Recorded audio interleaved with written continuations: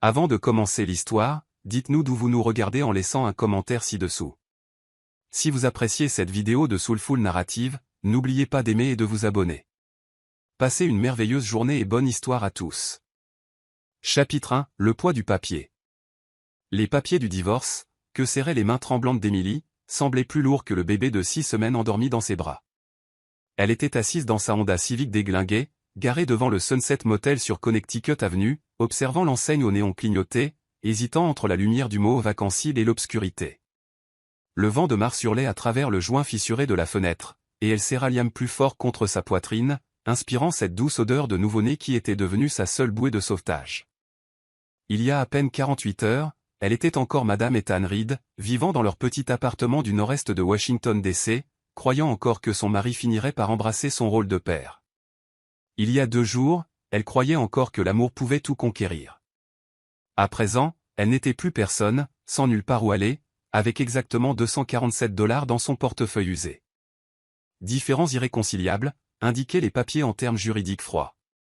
Mais Emily connaissait la vérité brutale qui n'apparaîtrait jamais dans les documents de la cour. Ethan Reed était incapable d'assumer la responsabilité de quoi que ce soit de plus exigeant que sa PlayStation et ses chimères de célébrité dans le rap. Lorsque Liam était arrivé avec 2 semaines d'avance, hurlant, affamé et totalement dépendant, Ethan avait regardé son fils comme s'il s'agissait d'une invasion extraterrestre. « Je n'ai jamais voulu de ça », avait-il dit il y a 3 jours, désignant Liam comme s'il s'agissait d'un meuble cassé. « J'ai 24 ans, et aime. J'ai toute la vie devant moi. Je ne peux pas être enchaîné à un bébé qui pleure. »« C'est ton fils », avait chuchoté Emily, encore endolorie par sa césarienne d'urgence. Encore affaiblie par l'accouchement difficile. « Peut-être. Tu étais plutôt amical avec ce professeur de ton école avant qu'on se marie. » L'accusation l'avait frappé comme un coup physique.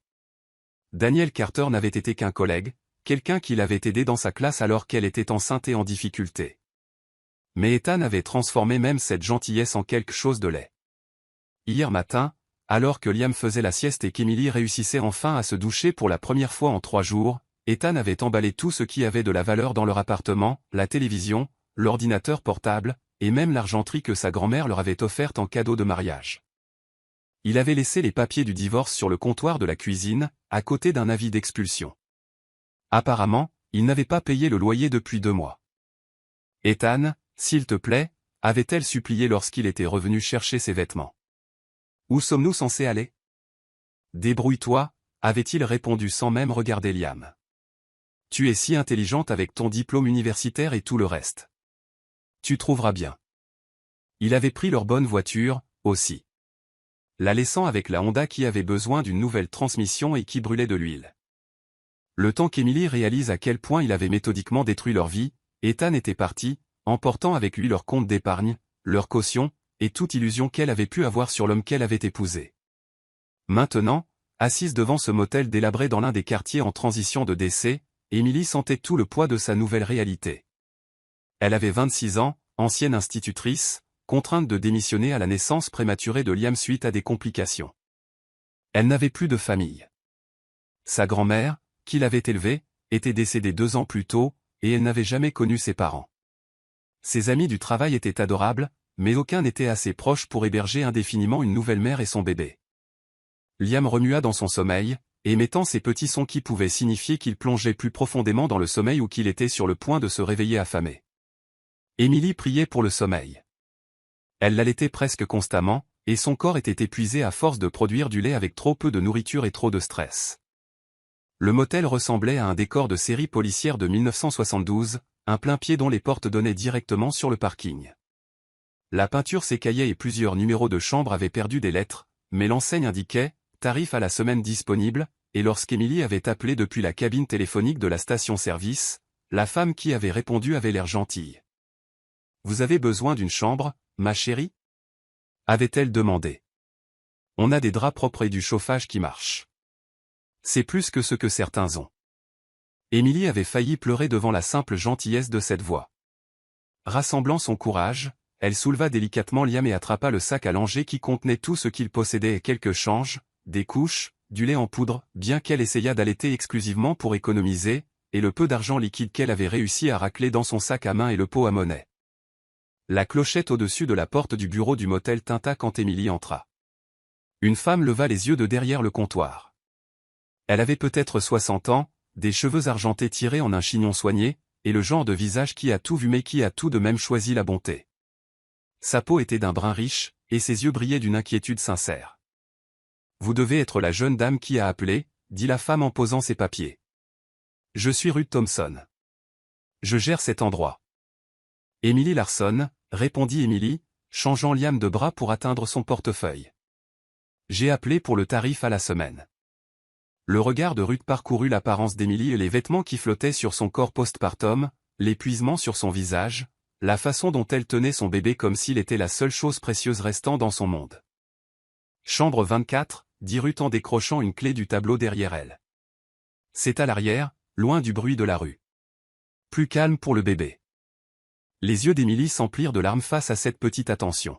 « C'est combien ? » $200 pour la semaine. Charge comprise.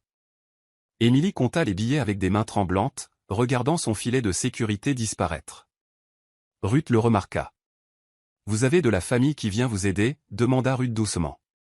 Emily secoua la tête. « Il n'y a que nous. » Ruth resta silencieuse un instant, puis se pencha sous le comptoir et sortit un petit sac de provisions et du pain, du beurre de cacahuète, du lait, quelques fruits. « Quelqu'un a fait don de ça plus tôt, » dit Ruth, bien qu'Emily se doutât que c'était un mensonge.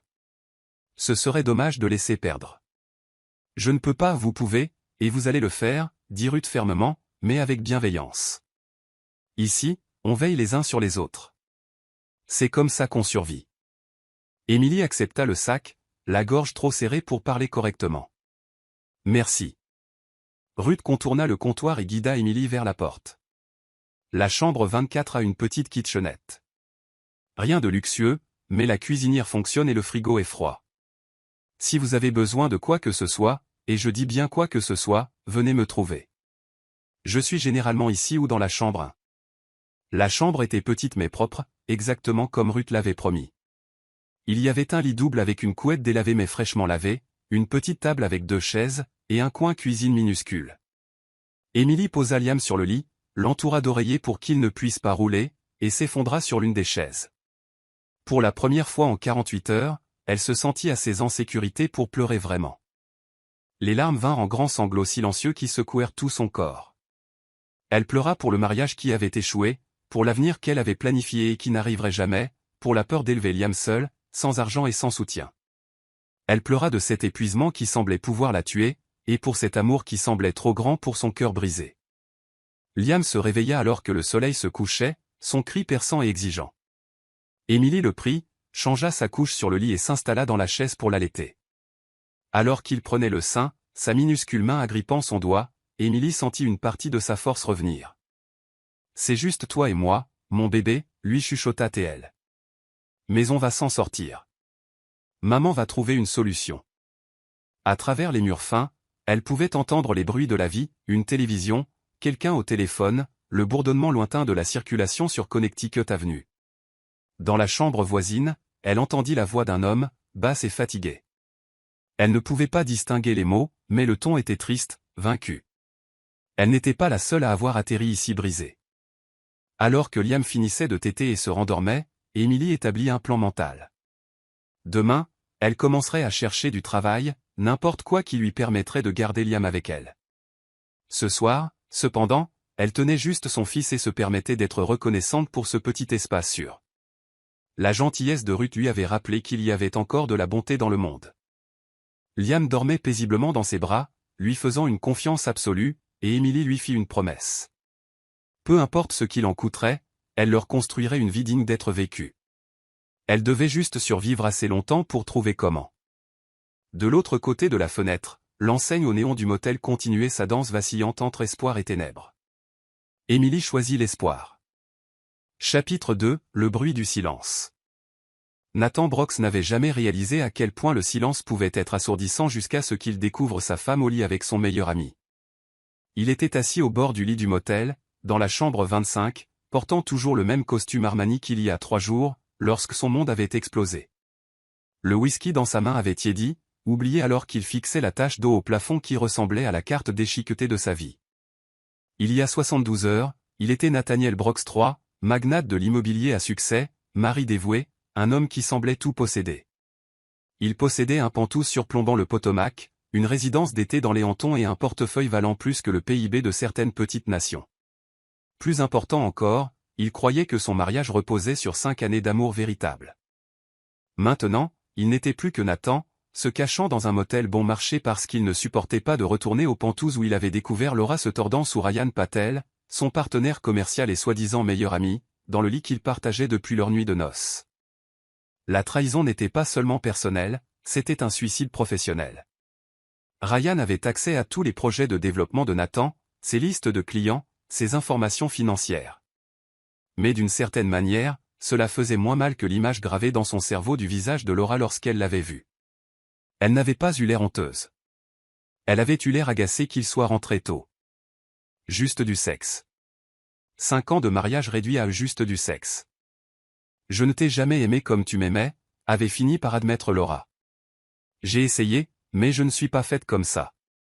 Tu étais une sécurité, Nathan. Stable. Bon pour mon image. Ton image? Tu penses que je t'ai épousé pour ta personnalité? Elle avait ri, un bruit de verre brisé. Tu es ennuyeux, Nathan. Tu te couches à 10 heures. Tu lis des rapports financiers pour le plaisir, et tu pensais vraiment que je voulais des enfants avec toi. Ryan me fait me sentir vivante. Nathan était parti sans un autre mot. Il avait éteint son téléphone, ignoré les appels de plus en plus frénétiques de son assistante, et passé 3 jours à boire du scotch et à remettre en question chaque décision qu'il avait jamais prise. Le pire n'était pas la trahison elle-même. C'était la réalisation naissante que Laura avait raison. Il était ennuyeux. À travers les murs fins de la chambre 25, il pouvait entendre des signes de vie. Un homme âgé qui toussait, une télévision trop forte, et depuis la chambre 24, le son qui le rendait lentement fou, un bébé qui pleurait. Cela avait commencé vers minuit sa première nuit ici. Mais ce n'étaient pas les pleurs qui l'atteignaient. C'était la voix qui suivait. Une femme, jeune au son de sa voix, chantant des berceuses avec une pureté et un amour tel que sa poitrine lui faisait mal. Chut, petit bébé, ne dis pas un mot. Nathan se surprenait à guetter ces moments où les pleurs cessaient et où sa voix émergeait. C'était la plus belle chose qu'il ait entendue depuis des années.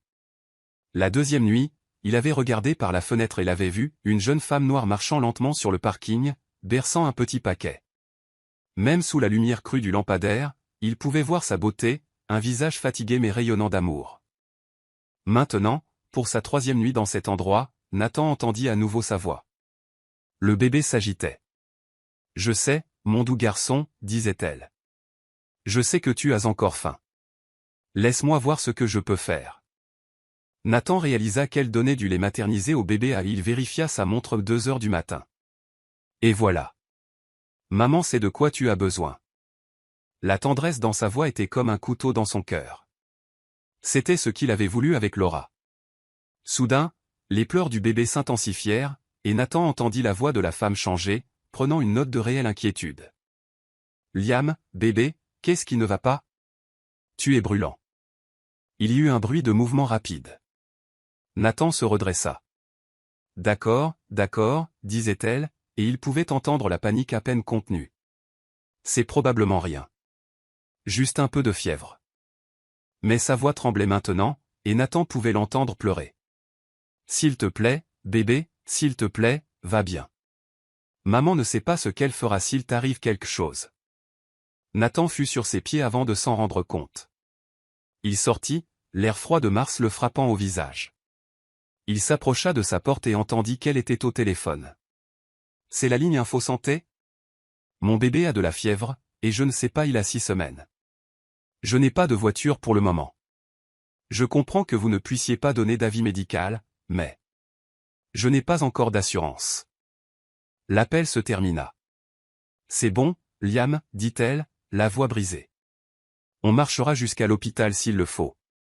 C'est à quelques kilomètres. » Nathan frappa doucement à sa porte. Le silence fut immédiat. « Qui est-ce? » « Je suis Nathan. Je suis dans la chambre d'Accent grave côté. Je n'ai pas pu m'empêcher d'entendre. Votre bébé va bien? » Un silence, puis, il a de la fièvre. Nous allons bien. J'ai une voiture, dit simplement Nathan. Si vous devez aller à l'hôpital. Je ne vous connais pas, non, convint Nathan.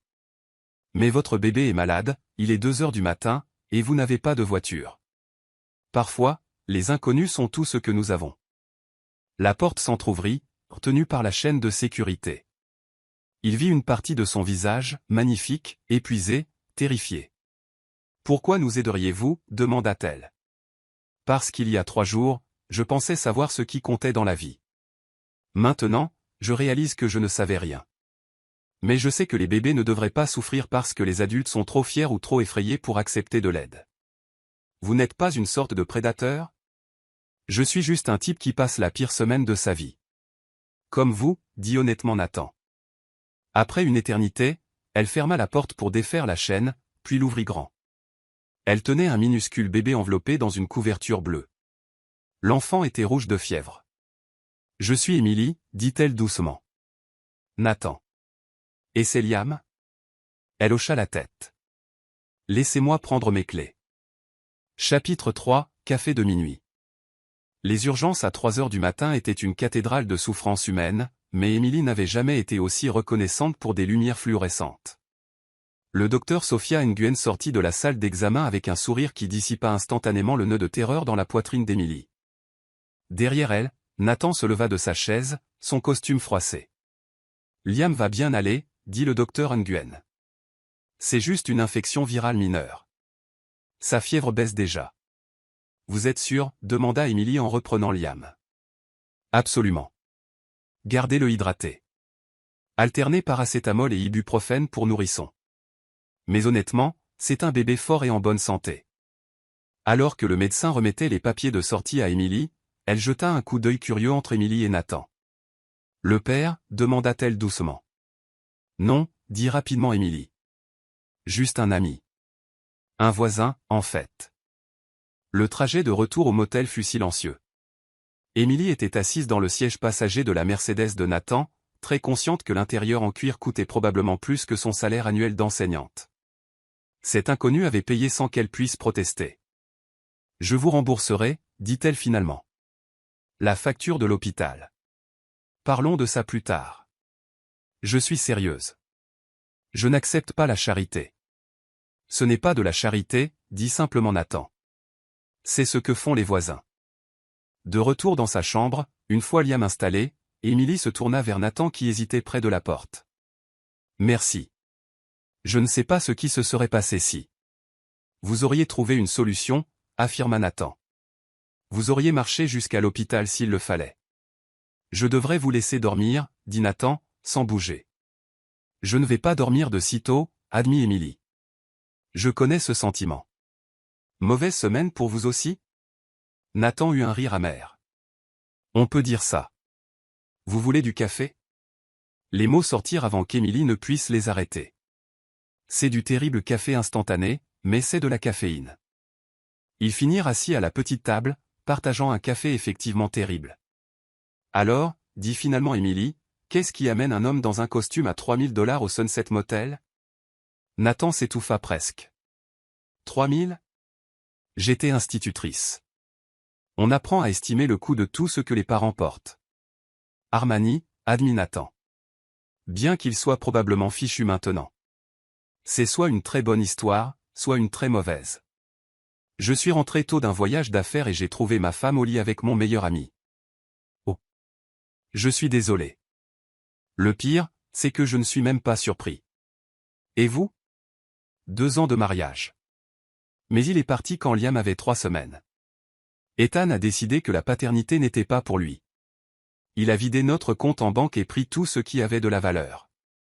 Quel genre d'homme abandonne son propre enfant ? Le genre qui voit un bébé comme un inconvénient, dit Emily. C'est sa perte, dit Nathan en regardant le bébé endormi. Il est magnifique. Et vous ? Vous et votre femme avez des enfants ? Ex-femme. Et non. Laura n'était pas intéressée. Elle disait que ça interférerait avec son style de vie. Vouliez-vous des enfants ? Nathan garda le silence un moment. Oui. J'ai toujours imaginé avoir une famille. Ça semble idiot, non ? Ça semble merveilleux, dit doucement Emily. Laura est une idiote. Les mots échappèrent à Émilie. Elle rougit immédiatement. Je suis désolé. Je ne devrais pas dire ça. Mais Nathan souriait. Non, vous avez probablement raison. Je commence à penser que je ne la connaissais pas vraiment. Je pensais avoir trouvé la partenaire idéale. L'amour n'est pas quelque chose que l'on peut convaincre quelqu'un de ressentir, dit doucement Émilie. Non, en effet. Vous avez compris cela bien plus jeune que moi. Je l'ai appris à la dure. Merci encore, dit Émilie. Pour ce soir. Je sais que vous n'étiez pas obligé. Si, je l'étais, dit sérieusement Nathan. Je ne pouvais pas vivre avec moi-même en vous entendant lutter sans rien faire. La plupart des gens l'auraient fait. La plupart des gens ne sont pas meilleurs que nous. Ils ont juste plus de chance. Je devrais y aller, dit finalement Nathan. Nathan? Voudriez-vous prendre un café demain? Un meilleur café. Le sourire de Nathan fut doux et sincère. J'aimerais beaucoup. Chapitre 4, quand les anges portent des chaussures de créateur. Émilie se réveilla au son d'un léger coup frappé à la porte, mais lorsqu'elle l'ouvrit, il n'y avait personne. Juste 3 sacs de courses posés sur le paillasson. Les sacs contenaient tout ce dont elle se privait, des fruits frais, du vrai lait, du lait maternisé bio, des couches, et une note, pour les nouvelles mamans qui ont besoin de force. Ruth. Émilie savait que ce n'était pas Ruth. Cela portait la signature de Nathan. Elle frappa doucement à la porte de la chambre 25. Nathan. Je sais que vous êtes là. La porte s'ouvrit. Nathan apparut en t-shirt blanc et jean. Les courses, dit Émilie. Quelles courses? Ruth a dû penser que vous aviez besoin de provisions, tenta-t-il, l'air coupable. Je suppose que Ruth connaît aussi la taille exacte des couches de Liam. Une chanceuse devinette. Je ne peux pas vous laisser payer pour tout. Alors ne me laissez pas, dit simplement Nathan. Acceptez-le comme un cadeau. 1 heure plus tard, ils étaient installés dans la chambre de Nathan. Il travaillait sur son ordinateur pendant qu'Émilie s'occupait de Liam. L'après-midi passa aisément. Vers 16 heures, Liam commença à pleurer sérieusement. Qu'est-ce qui ne va pas? Demanda Nathan, immédiatement alerte. Je ne sais pas. Il ne s'arrête pas. Après 30 minutes de pleurs ininterrompus, Émilie commençait à paniquer. Nathan, prenez le siège auto. On retourne à l'hôpital. Aux urgences, le docteur Nguyen réapparut. Voyons ce qui se passe avec ce petit bonhomme. Après l'examen, elle déclara, j'ai une bonne nouvelle et une nouvelle embarrassante. Liam est en parfaite santé. Ce qu'il a, c'est un cas classique de gaz. Des gaz? Émilie sentit son visage brûler. J'ai amené mon fils aux urgences pour des gaz. Croyez-moi, vous n'êtes pas la première. Comme pour prouver ses dires, Liam émit un petit ro, suivi d'un soupir de contentement. Il cessa immédiatement de pleurer. Vous plaisantez, dit Émilie, riant nerveusement de soulagement. Dans la voiture, Émilie ne cessait de s'excuser. Je suis tellement désolée. J'ai complètement surréagi. Combien pensez-vous que cette visite a coûté pour des gaz? Ça n'a pas d'importance. Je tiens les comptes, Nathan. Je vous rembourserai chaque centime. Et si je vous disais que je ne veux pas que vous me remboursiez, dit Nathan après un silence. Je vous dirais que ce n'est pas comme ça que ça marche. Et si je vous disais que d'aider Liam et vous a été la meilleure partie de la pire semaine de ma vie? Que de vous voir être mère, de vous entendre chanter pour lui. C'est la seule chose qui m'a fait me sentir humain? Émilie le fixa, son cœur battant la chamade. Et si je vous disais, continua Nathan, que je ne vous aide pas par pitié? Mais parce qu'être avec vous et Liam me rappelle ce qui compte vraiment dans la vie. Qu'est-ce que vous dites? Demanda doucement Émilie.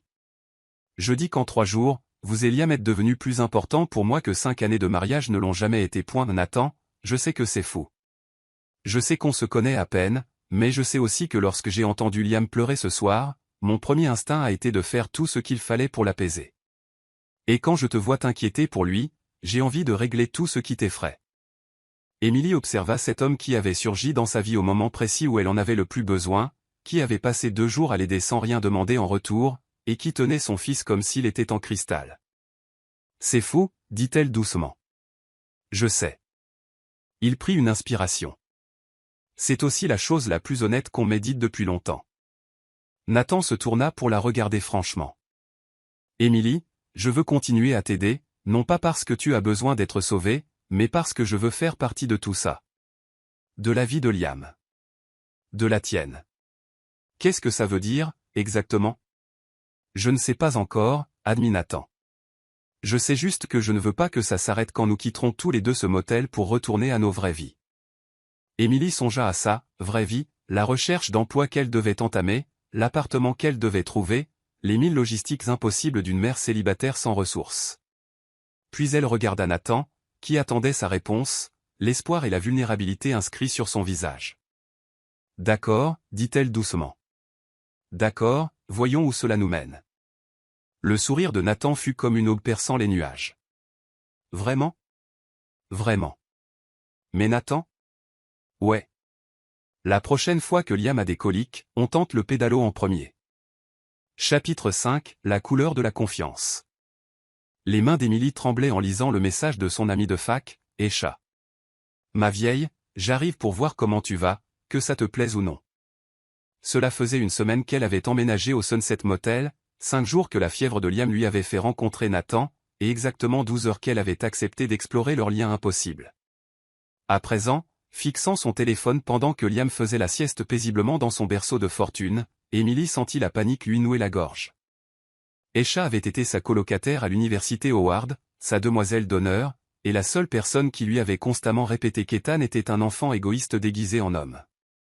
Esha était aussi thérapeute familial, doté d'un instinct infaillible pour repérer les situations foireuses et les hommes dangereux.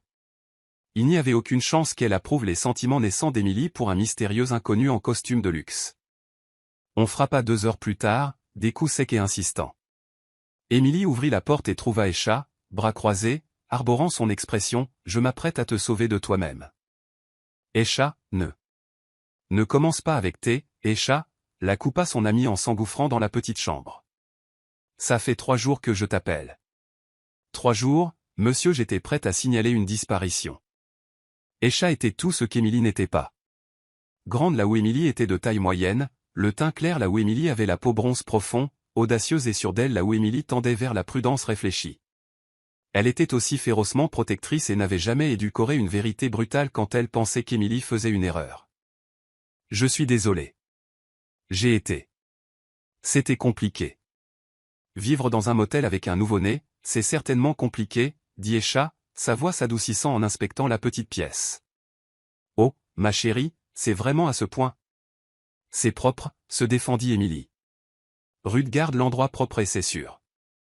Et c'est ce que je peux me permettre pour l'instant. Ruth, la gérante? Elle a été incroyablement gentille.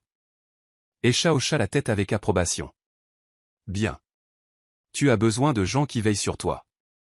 Elle s'approcha du lit où Liam dormait, son expression fondant en ce sourire qu'elle réservait au bébé. Regarde-le. Il a déjà tellement grandi. Il est en bonne santé, heureux. C'est ce qui compte. Et toi? Tu es en bonne santé et heureuse? Avant qu'Émilie ne puisse répondre, on frappa doucement à la porte. À travers le bois fin, la voix de Nathan résonna. Émilie? J'ai apporté le déjeuner si tu as faim. Esha, c'est ton voisin qui t'apporte le déjeuner? Émilie ouvrit la porte pour trouver Nathan avec un sac provenant de ce qui ressemblait à une épicerie fine hors de prix, vêtu d'un pantalon chino et d'une chemise qui coûtait probablement plus cher que le budget course mensuel d'Émilie. Son sourire vacilla lorsqu'il vit Esha debout derrière Émilie, les bras croisés et son air le plus intimidant. Je suis désolé, dit-il immédiatement. Je ne savais pas que tu avais de la visite. Je vais juste. Non, c'est bon, s'empressa de dire Émilie. Nathan, voici mon ami Esha. Esha, voici Nathan. Il nous a beaucoup aidés. Aider comment? Demanda Esha d'une voix soigneusement neutre. Nathan sembla sentir le sous-entendu de suspicion. J'habite à côté. Quand Liam était malade l'autre nuit, je les ai emmenés à l'hôpital. C'est très serviable de votre part, dit Esha. Émilie grimaça à l'insistance marquée sur le mot « serviable ». Je devrais y aller, dit Nathan en posant le sac de nourriture sur la table d'Émilie. Ravi de vous rencontrer, Esha. Après son départ, Esha se tourna vers Émilie, sourcils levés. Ok, Accouche. Dis-moi tout. Émilie lui raconta toute l'histoire, l'abandon d'Ethan, la perte de l'appartement, l'arrivée au motel, la fièvre de Liam, la gentillesse de Nathan. Elle omit la partie concernant ses sentiments grandissants, mais elle avait le pressentiment qu'Aisha lisait entre les lignes. Donc, ce petit blanc friqué se trouvait par hasard dans la chambre d'Accent grave côté quand tu avais besoin d'aide, demanda Aisha quand Émilie eut fini. Ce n'est pas comme ça. C'est comment alors? Parce que de là où je suis assise, ça ressemble à une femme vulnérable avec un bébé qui se fait charmer par un homme avec de l'argent et un complexe du sauveur. Nathan n'est pas comme ça, protesta Émilie. Mais même en le disant, elle voyait comment cela pouvait paraître de l'extérieur. Émilie, ma chérie, écoute-toi. Tu connais cet homme depuis 5 jours. 5 jours. Et tu le défends déjà comme si tu étais amoureuse de lui. Les mots frappèrent juste, et Émilie sentit ses joues brûler. Je ne le suis pas, oh mon Dieu. Tu le es. Tu es en train de craquer pour lui. Aisha s'assit lourdement sur l'une des chaises. S'il te plaît, dis-moi que tu n'es pas désespéré à ce point. Désespéré? Tu es sans abri, fauché et seul avec un nouveau-né. Entre alors le beau mec mystérieux avec de l'argent et une belle voiture jouant au chevalier blanc. C'est digne d'un roman à l'eau de rose, mais ici c'est la vraie vie. Tu ne le connais pas, dit Émilie, la colère commençant à couver dans sa poitrine. Et toi non plus. C'est bien ça mon point. Qu'est-ce que tu sais vraiment de ce type? Son nom de famille? Où il travaille? Pourquoi il vit dans un motel au lieu du manoir auquel il appartient visiblement? Émilie ouvrit la bouche pour répondre, puis la referma. Elle réalisa avec un malaise grandissant qu'elle ne savait vraiment pas grand-chose de Nathan au-delà de ce qu'il lui avait dit, et les gens pouvaient mentir. Sa femme l'a quitté, dit-elle faiblement. C'est qui le dit? Lui? Aisha se pencha en avant. Émilie, je vois ça tout le temps dans mon travail. Des femmes en situation vulnérable qui s'engagent avec des hommes qui semblent être une bénédiction mais qui s'avèrent être des prédateurs. Nathan n'est pas un prédateur. Comment tu le sais? Parce qu'il t'a acheté des courses. Parce qu'il a payé des factures d'hôpital. Ma chérie, c'est exactement comme ça que les prédateurs opèrent. Ils trouvent des femmes désespérées et ils les bombardent d'amour jusqu'à ce que ces femmes soient si reconnaissantes qu'elles feraient n'importe quoi. Émilie se sentit nauséeuse. Était-ce ce qui se passait? Avait-elle été si assoiffée de gentillesse qu'elle avait confondu manipulation et sentiments sincères? J'ai besoin que tu me promettes quelque chose, dit Aisha en prenant les mains d'Émilie. Promets-moi que tu seras prudente. Que tu ne prendras aucune grande décision à propos de ce type tant que tu n'en sauras pas plus sur qui il est vraiment.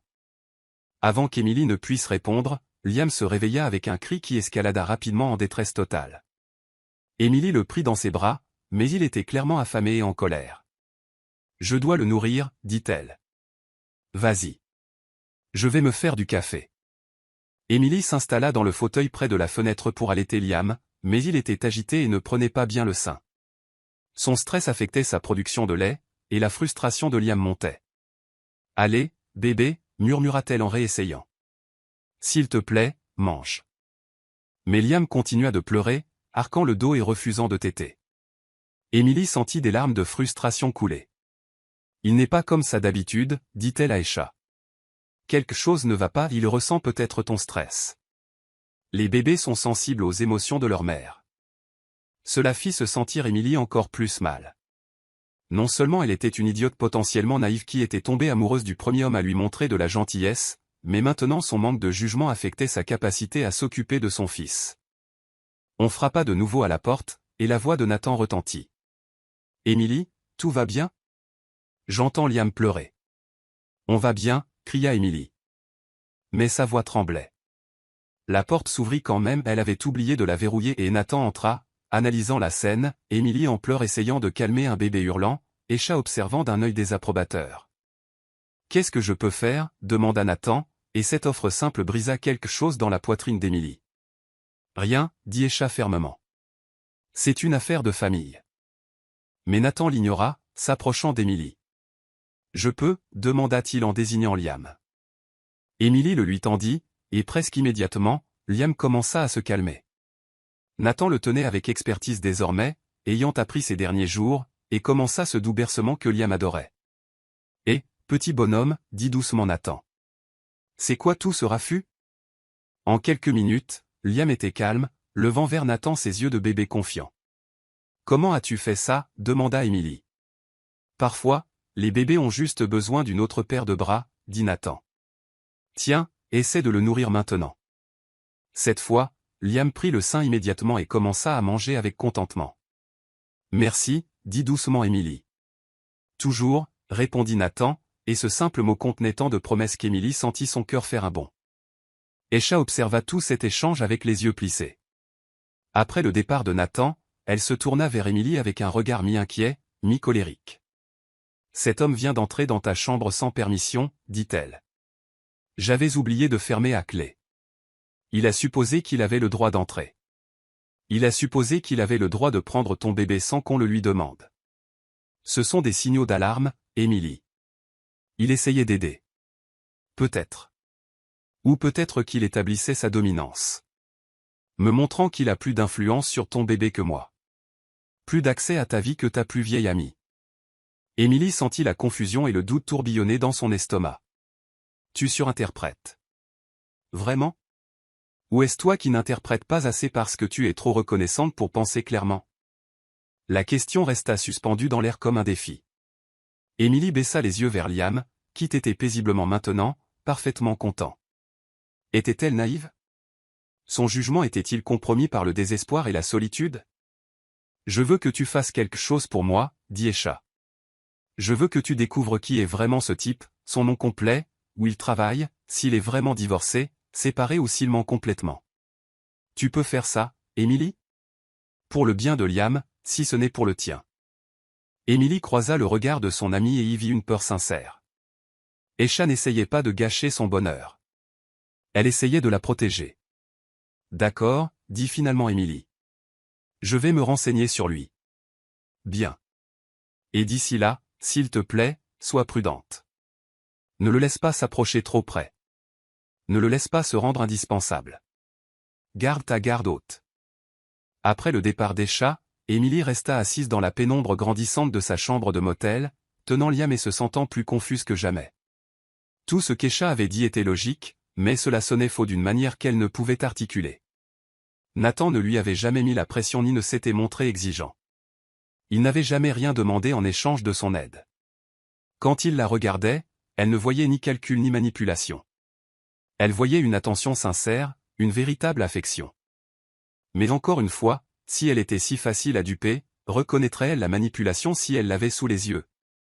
Cette nuit-là, en entendant Nathan bouger dans la chambre voisine, Emily prit une décision. Elle découvrirait qui était vraiment Nathaniel Brooks. Elle devait la vérité à Liam et à elle-même. Elle espérait juste que la vérité ne détruirait pas la première bonne chose qui lui arrivait depuis la naissance de Liam. Chapitre 6, Secret dans l'ombre. Les résultats de la recherche Google pour Nathaniel Brooks Washington DC frappèrent Emily comme la foudre, illuminant tout en réduisant son monde en cendres. Elle fixait l'écran de son téléphone dans la chambre sombre, Liam dormant à ses côtés. Le premier résultat était un article économique du Washington Post datant d'il y a 6 mois, avec une photo qui était indubitablement celle de Nathan, bien qu'il y parût métamorphosé, soigné, puissant, portant un costume qui valait probablement plus que sa voiture à elle. Le magnate de l'immobilier Nathaniel Brooks conclut un accord de développement mixte de 50 millions de dollars, disait le titre. 50 millions. Les mains d'Emily tremblaient alors qu'elle faisait défiler article après article. Nathan n'était pas seulement riche, il faisait partie de l'élite de Washington. Son entreprise, Brooks Développement, était à l'origine de certains des plus grands projets de rénovation urbaine de la région de DC. Sa fortune personnelle était estimée à des centaines de millions. Les photos le montraient à des galas de charité, des levées de fonds politiques, des événements mondains, toujours avec la même femme, une blonde éblouissante aux pommettes saillantes et au sourire qui n'atteignait jamais ses yeux. Laura Brooks. Selon les légendes, directrice des relations publiques, philanthrope, mondaine.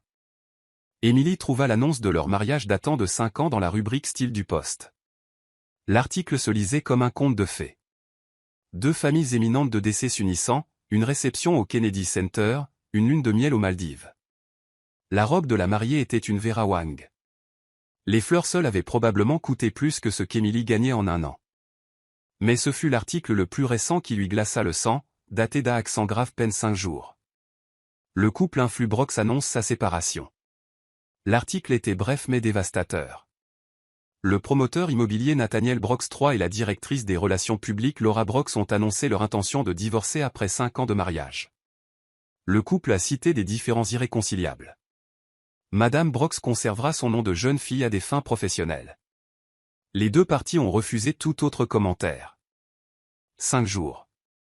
Nathan était séparé de sa femme depuis exactement 5 jours lorsqu'il avait emménagé dans la chambre de motel voisine de la sienne. L'esprit d'Émilie s'emballa. Tout ce qu'il lui avait dit était vrai, mais l'échelle était bien plus grande qu'elle ne l'avait imaginé. Il n'était pas juste un homme d'affaires prospère traversant un divorce. Il était une royauté de Washington, s'encanaillant dans un motel bon marché pour des raisons qu'elle ne pouvait commencer à comprendre. Pourquoi un homme valant des centaines de millions de dollars resterait-il au Sunset Motel? Pourquoi se soucierait-il d'aider une mère célibataire fauchée et son bébé? Que pouvait-elle bien offrir à quelqu'un qui pouvait s'offrir tout ce qu'il voulait? Les doutes semés par Esha se transformèrent en paranoïa totale. Était-ce une sorte de jeu pour lui? Était-elle un divertissement, une distraction de sa vraie vie? Quand il s'ennuierait, ou quand son divorce serait finalisé, retournerait-il dans son pantouse en la laissant avec un cœur brisé et de faux espoirs?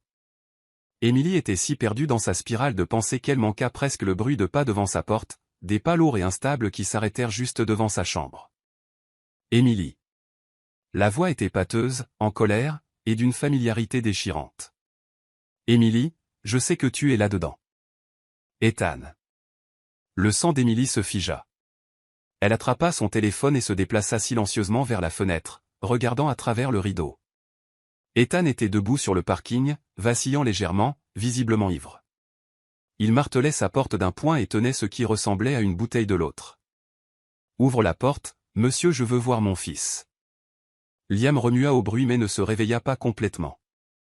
Émilie retint son souffle, espérant qu'Ethan abandonnerait et partirait. « Je sais que tu es là. » hurla Ethan plus fort. « Ruth m'a dit quelle chambre. »« Tu ne peux pas m'empêcher de voir mon gamin. » Le cœur d'Émilie sombra. Ruth n'aurait jamais donné cette information volontairement, ce qui signifiait qu'Ethan l'avait soit piégé, soit menacé.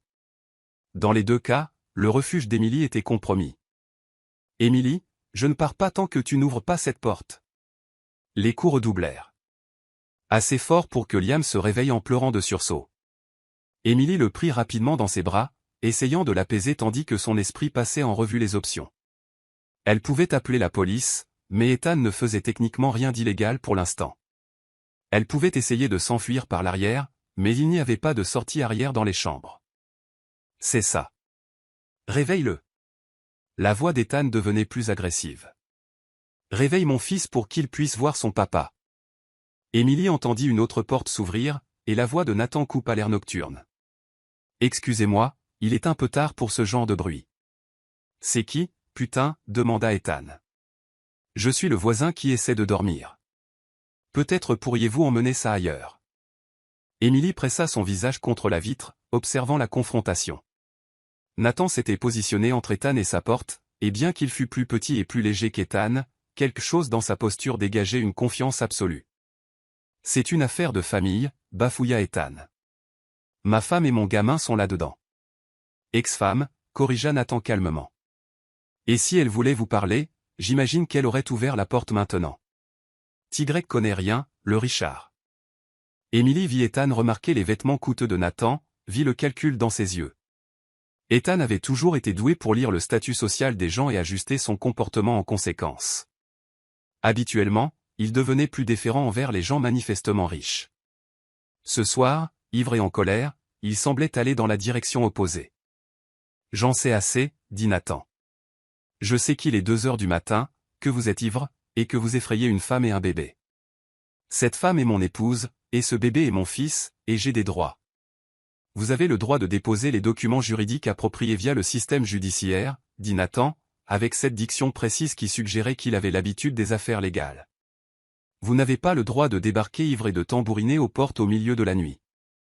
Ethan s'approcha de Nathan, utilisant sa taille pour tenter de l'intimider.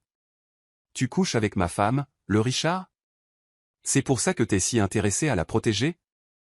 Émilie vit la mâchoire de Nathan se serrer, mais sa voix resta égale. Je pense que vous devriez partir. Je pense que tu devrais te mêler de tes affaires. Elle est mon affaire. Les mots frappèrent Émilie comme un coup physique. La possessivité dans la voix de Nathan, la façon désinvolte dont il avait revendiqué la situation, c'était exactement ce dont Échal avait averti. « Oh, je vois le genre », dit Ethan avec un rire méchant. « Tu t'es trouvé un petit cas social pour ta charité. » La pauvre fille noire avec un bébé. Probablement très reconnaissante pour tout ce que tu veux bien lui jeter. « Arrêtez de parler, » dit Nathan, et pour la première fois, il y eut une réelle menace dans sa voix. « La vérité blesse ? Tu aimes jouer au sauveur pour les pauvres ? Ça te donne l'impression d'être un grand homme ?» Émilie vit les mains de Nathan se serrer en poing, le vit faire un pas en avant qui fit reculer Ethan instinctivement malgré son avantage de taille. « Je ne vais le dire qu'une fois, » dit Nathan doucement. « Partez maintenant. Ne revenez pas. Si vous voulez voir votre fils, faites-le par le biais d'avocats et de tribunaux comme un être humain civilisé. Tu me menaces ? Je vous éduque. Ce motel a des caméras de sécurité. Vous êtes ivre. Vous êtes sur une propriété privée, et vous harcelez les locataires. Un coup de fil et la police débarque, et je vous garantis que vous ne voulez pas expliquer à un juge des affaires familiales pourquoi vous avez été arrêté pour ivresse et trouble à l'ordre public devant la chambre de votre fils en bas âge. Ethan vacilla, essayant clairement de traiter cela à travers son cerveau embrumé par l'alcool. Émilie pouvait le voir peser ses options, calculant si sa colère valait les conséquences juridiques potentielles. « C'est pas fini, » dit-il finalement, mais il reculait déjà vers sa voiture. « Si, ça l'est, » répondit Nathan. « C'est fini depuis que vous avez abandonné votre famille. » Après le départ d'Ethan, zigzagant légèrement en sortant du parking, Nathan resta devant la porte d'Émilie un long moment. « Émilie » appela-t-il doucement. « Est-ce que ça va ?» Émilie ouvrit la porte, tenant toujours Liam, ses mains tremblant d'adrénaline résiduelle. « Merci, » dit-elle. « Je ne sais pas ce qui se serait passé si tu n'avais pas tué blessé. Il t'a fait mal ? » Non, il n'est jamais entré, mais il était si en colère et ivre, et j'avais peur. Nathan s'approcha, et Émilie saisit une bouffée de son eau de Cologne. Cher, subtil, le genre d'odeur qui provenait probablement d'un flacon coûtant plus que son loyer. « Il ne reviendra pas ce soir, » dit Nathan. « Mais Émilie, tu dois obtenir une ordonnance restrictive demain. Cela ne peut pas se reproduire. » Je sais. C'est juste que je n'ai pas d'argent pour un avocat, et je ne sais pas comment fonctionne le système judiciaire, et je vais t'aider. Je connais des avocats, des bons. Et c'était là, encore. La supposition facile que son argent pouvait résoudre ses problèmes, l'offre désinvolte d'une aide coûteuse. Émilie repensa aux résultats de recherche Google, aux photos mondaines, aux avertissements des chats. « Pourquoi » demanda-t-elle soudainement. « Pourquoi quoi ? Pourquoi tu m'aides ? Pourquoi tu te soucies de ce qui nous arrive, à Liam et moi ?» Nathan sembla déconcerté par la question. « Je te l'ai dit. Je tiens à vous deux. »« Mais pourquoi ? » ?»« J'ai fait des recherches sur toi, Nathan. Je sais qui tu es. Tu pèses des centaines de millions de dollars. Tu pourrais être n'importe où, faire n'importe quoi. Pourquoi es-tu dans ce motel ? Pourquoi t'intéresses-tu à une mère célibataire fauchée que tu as rencontrée il y a 5 jours ? Elle surveilla son visage attentivement, cherchant tout signe de tromperie ou de calcul.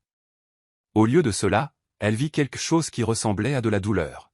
« Tu as fait des recherches sur moi, » dit-il doucement. « Il le fallait. Mon ami m'a fait réaliser que je ne sais rien de toi. Et qu'as-tu trouvé ? Que tu as bien plus de succès que tu ne le laisses entendre.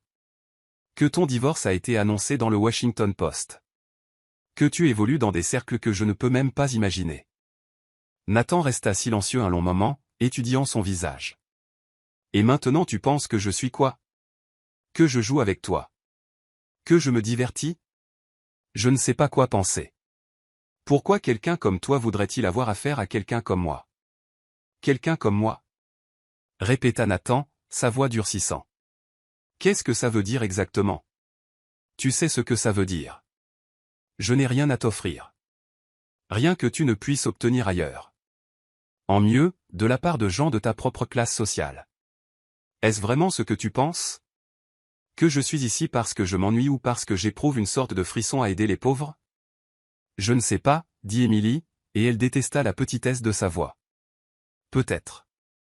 Nathan la fixa un long moment, et Émilie vit quelque chose mourir dans ses yeux. Je vois, dit-il finalement. Eh bien, merci pour ton honnêteté. Il se tourna pour retourner dans sa chambre, et Émilie sentit la panique monter dans sa gorge. Nathan, attends. Non, c'est bon. Tu as probablement raison d'être méfiante. Je suis sûr que ton ami t'a donné d'excellents conseils sur les hommes comme moi. Ce n'est pas bonne nuit, Émilie. Verrouille ta porte. Il entra dans sa chambre et ferma fermement la porte derrière lui, laissant Émilie seule sur le parking avec Liam dans ses bras et le goût amer du regret dans la bouche. Elle avait voulu la vérité, et maintenant elle l'avait. Nathan était exactement celui que la recherche Google avait décrit. Il était riche, puissant, connecté. La question était de savoir si cela le rendait dangereux ou simplement désespérément hors de sa portée. Alors qu'elle verrouillait sa porte et réinstallait Liam dans son lit de fortune, Émilie réalisa que connaître la valeur nette de Nathan n'avait répondu à aucune des questions qui comptaient vraiment. Elle ne savait toujours pas pourquoi il était là, pourquoi il s'en souciait, ou si ses sentiments pour elle étaient réels. Tout ce qu'elle savait, c'est que le repousser avait donné l'impression d'arracher quelque chose de vital de sa poitrine, et le silence venant de la chambre 25 était assourdissant. Chapitre 7, les cœurs ne mentent pas, même quand nous le faisons. Pendant 3 jours, le silence de la chambre 25 fut si absolu qu'Émilie commença à se demander si Nathan n'avait pas disparu pour retourner à sa vraie vie, la laissant avec rien d'autre que des résultats de recherche Google et le fantôme de son expression blessée. Elle ne l'avait pas aperçu une seule fois depuis leur confrontation sur le parking. Pas de café apparaissant mystérieusement à sa porte. Pas de course matérialisée. Pas de coup discret quand Liam était agité. C'était comme si Nathan Brox n'avait jamais existé, à l'exception de la Mercedes noire qui restait garée devant sa chambre comme un monument coûteux à ce qu'elle avait détruit. Émilie se disait que c'était pour le mieux. Esha avait eu raison. Elle était trop vulnérable, trop reconnaissante, trop prête à confondre charité et sentiments sincères. Un homme avec les ressources de Nathan n'avait besoin d'elle pour rien de réel. Une fois la nouveauté dissipée, une fois son divorce finalisé et sa vie revenue à la normale, il serait passé à autre chose de toute façon. Mais alors qu'elle promenait Liam sur le parking à 2 heures du matin parce qu'il faisait ses dents et était malheureux, elle se surprenait à fixer la fenêtre sombre de Nathan en se demandant si elle n'avait pas commis la plus grosse erreur de sa vie. Le jeudi matin, Ruth frappa à sa porte avec un thermos de café et un regard entendu. « Ma chérie, toi et cet homme devez arrêter d'agir comme des enfants et vous parler, dit-elle sans préambule. « Je ne vois pas de quoi tu parles, mentit Émilie. Ma fille, je gère cet endroit depuis 15 ans. Je connais le bruit de 2 personnes malheureuses dans des chambres voisines. Quoi qu'il se soit passé entre vous deux, réglez ça. C'est compliqué, Ruth. L'amour l'est toujours. Mais cet homme n'a pas quitté sa chambre sauf pour aller chercher à manger, et toi tu pleures quand tu penses que personne ne peut t'entendre. Pendant ce temps, ce beau bébé absorbe toute cette tension. » Émilie jeta un coup d'œil à Liam, qui était effectivement plus difficile que d'habitude, comme s'il pouvait sentir le tumulte émotionnel autour de lui. « Il est trop bien pour moi, dit doucement Émilie. Il est riche, Ruth. Vraiment riche. Je l'ai cherché sur Internet. » Ruth émit un petit rire méprisant. « Ma chérie, j'ai su que ce garçon avait de l'argent à la minute où il est entré ici. Tu crois que je ne reconnais pas une montre à 50 000 $ quand j'en vois une? Au moins. » Couina Émilie. « Mais tu sais ce que je vois aussi? Je vois un homme qui te parle comme si tu avais décroché la lune. Je vois quelqu'un qui tient ce bébé comme s'il était en or. Je vois une personne qui a été plus heureuse la semaine passée qu'elle ne l'a probablement été depuis des années. La seule différence entre toi et lui, c'est la taille de vos comptes en banque. Et chérie, ce ne sont que des chiffres sur du papier.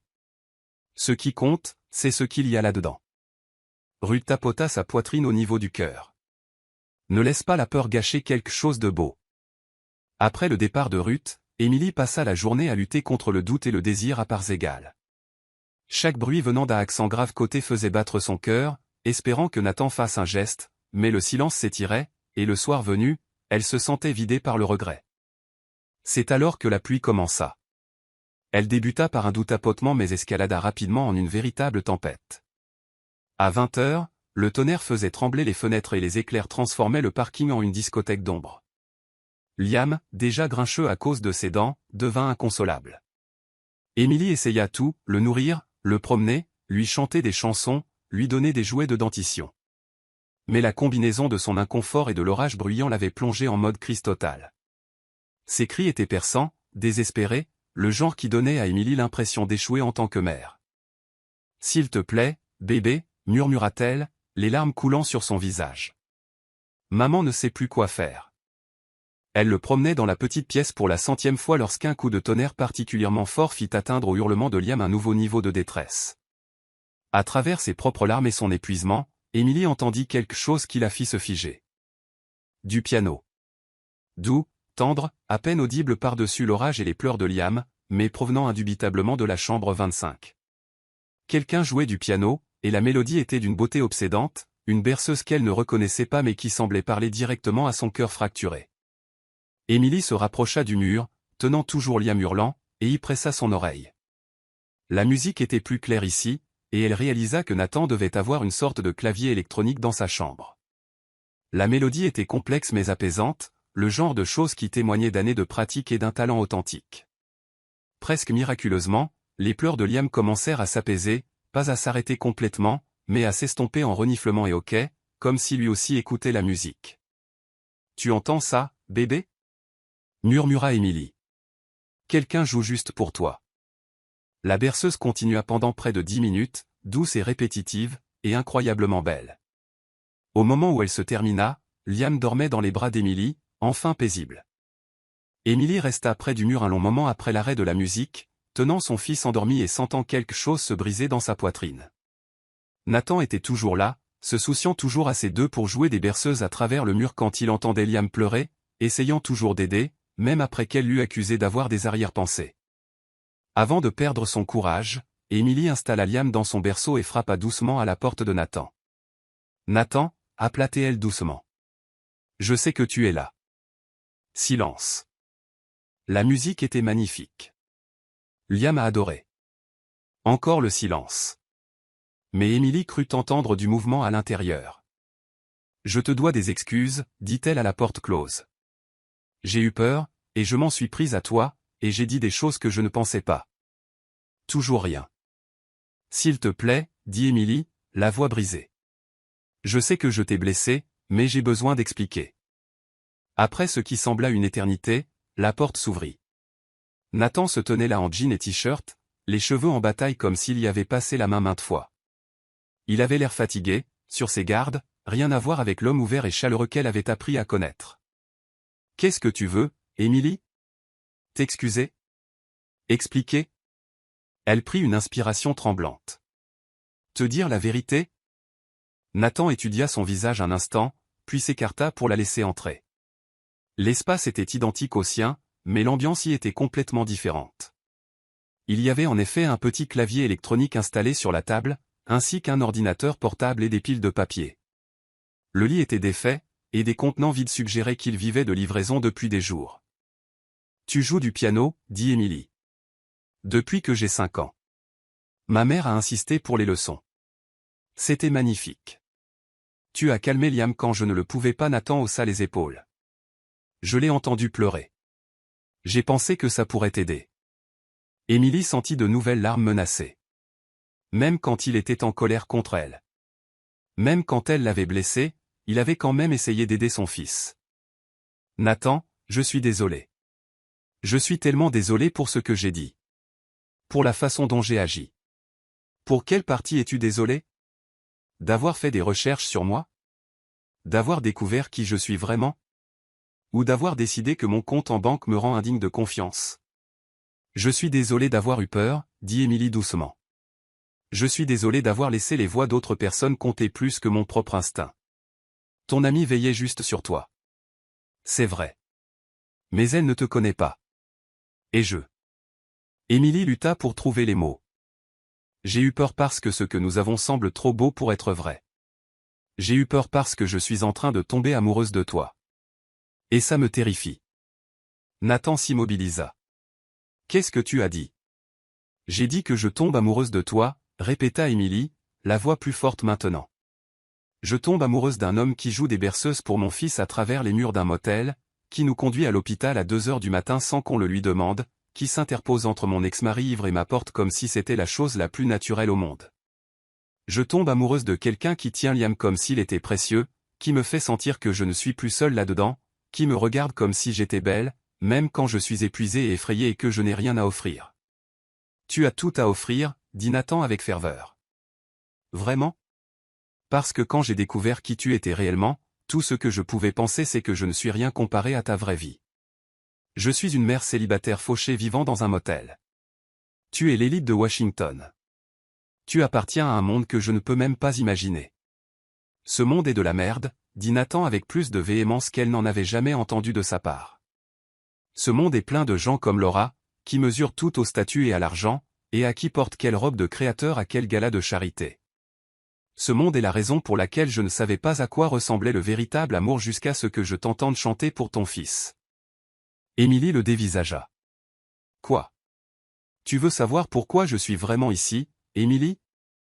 Pourquoi je me cache dans ce motel au lieu de me battre pour mon entreprise ou mon pantouse ou toutes ces choses qui comptaient pour moi? Elle hocha la tête.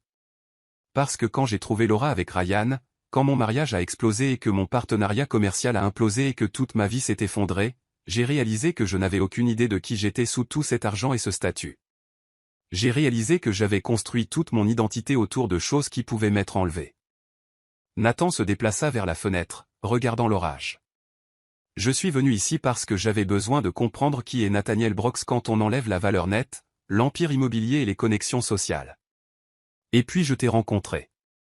Nathan, tu veux savoir ce que tu as à offrir? Il se retourna vers elle, les yeux brillants de larmes non versées. Tu as l'authenticité. Tu as le genre d'amour qui marcherait jusqu'à l'hôpital à 2 heures du matin s'il le fallait pour aider ton enfant.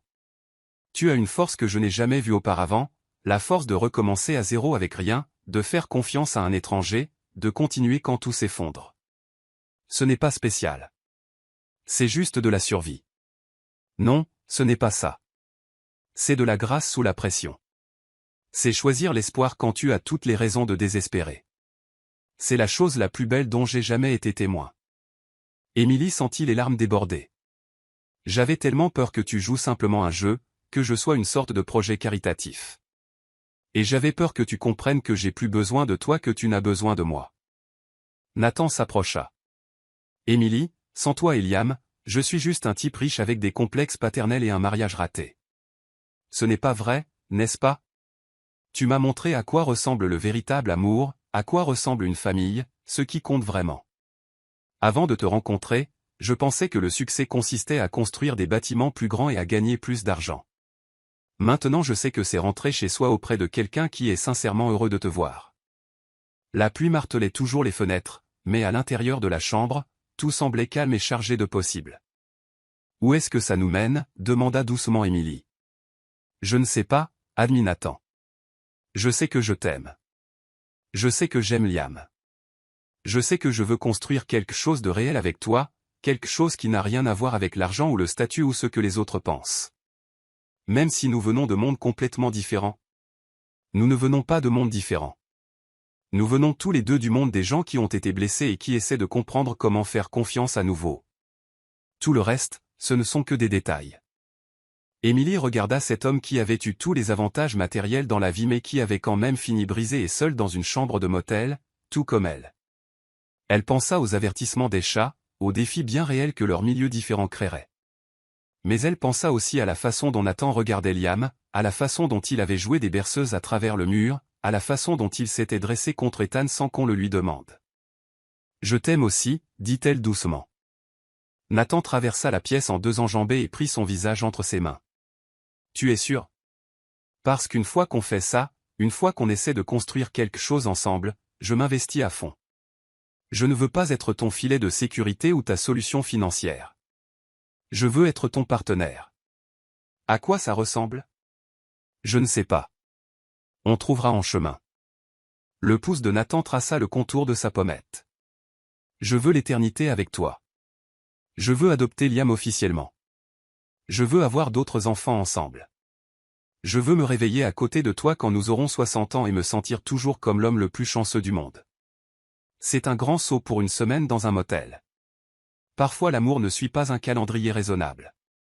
Émilie scruta son visage et n'y vit rien d'autre que de la sincérité, aucun calcul, aucun agenda caché, juste un homme qui avait été aussi brisé qu'elle et qui avait, d'une manière ou d'une autre, trouvé la guérison dans leur connexion impossible. D'accord, chuchota TL. D'accord, trouvons en chemin. Quand Nathan l'embrassa, ce fut comme rentrer dans un foyer où elle n'était jamais allée mais qu'elle avait toujours cherché. Dehors, la tempête faisait rage, mais à l'intérieur, enveloppés dans les bras l'un de l'autre, Émilie comprit enfin ce que signifiait choisir l'amour plutôt que la peur. Ils allaient s'en sortir. Mieux que ça. Ils allaient être extraordinaires. Chapitre 8, le courage de tomber. Émilie se réveilla dans les bras de Nathan pour la première fois au son de quelqu'un martelant la porte du bureau du motel comme s'il avait l'intention de l'enfoncer. Pendant un moment désorientant, elle fut confuse par la chambre inconnue, par le poids du bras de Nathan autour de sa taille, par l'odeur persistante de son eau de Cologne sur l'oreiller sous sa joue. Ils avaient parlé jusqu'au lever du soleil après leur réconciliation émouvante, s'endormant finalement tout habillés sur les couvertures, se tenant l'un l'autre comme des ancres dans une tempête. Les coups continuèrent, suivis de cris étouffés. Émilie vérifia son téléphone. 8h30, Liam dormait encore paisiblement dans son lit portable, qu'ils avaient déplacé dans la chambre de Nathan à un moment donné durant la nuit. « C'est quoi ce bordel ?» marmonna Nathan, s'asseyant et passant une main dans ses cheveux ébouriffés. À travers les murs fins, il pouvait entendre la voix de Ruth, calme mais ferme. « Monsieur, je dois vous demander de baisser la voix. Vous dérangez les autres clients. »« Je m'en fous des autres clients. Je veux savoir dans quelle chambre est ma femme. » Ethan. Le sang d'Émilie se figea. « Monsieur, je ne peux pas donner d'informations sur nos clients. Si vous souhaitez contacter quelqu'un qui séjourne ici, vous êtes libre de les appeler vous-même. Écoutez, ma petite dame, je sais qu'elle est là. J'ai vu sa voiture sur le parking. Chambre 24, c'est ça? C'est là qu'elle est. » Émilie était déjà sortie du lit, se dirigeant vers la fenêtre pour regarder à travers le rideau. Ethan était debout devant le bureau du motel, mais il n'était pas seul. Il y avait un autre homme avec lui, plus âgé, portant un costume bon marché et tenant une mallette. Derrière eux se trouvait une femme qu'Émilie ne reconnaissait pas, prenant des notes sur un porte-bloc. « Nathan » chuchota Émilie avec urgence. « Ils sont 3. Ethan a amené des gens avec lui. » Nathan fut à ses côtés en un instant, regardant par-dessus son épaule. Son expression s'assombrit quand il vit la scène dehors. « L'homme en costume est probablement un avocat, dit-il d'un ton sinistre, et la femme pourrait être une assistante sociale. » Une assistante sociale? Pourquoi Ethan amènerait-il une assistante sociale? Avant que Nathan ne puisse répondre, on frappa sèchement à leur porte. « Emily Larson ?» La voix était féminine, professionnelle, inconnue. « Ici Linda est des services de l'enfance et de la famille de décès. Je dois vous parler concernant une inquiétude sur la garde qui a été déposée. » Émilie sentit le monde basculer. Inquiétude sur la garde. J'ai ici une ordonnance du tribunal exigeant une visite de contrôle pour l'enfant mineur. Liam Reed. Veuillez ouvrir la porte, mademoiselle Larson. Émilie regarda Nathan avec panique. Qu'est-ce que je fais? Ouvre la porte, dit Nathan calmement. Fuir ne fera qu'aggraver les choses.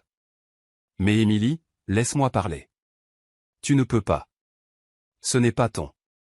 Si, ça l'est. On est ensemble maintenant, tu te souviens? Ce qui t'affecte m'affecte.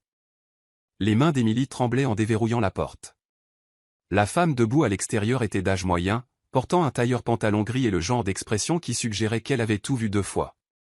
Derrière elle, Ethan se tenait les bras croisés, l'air d'une suffisance satisfaite.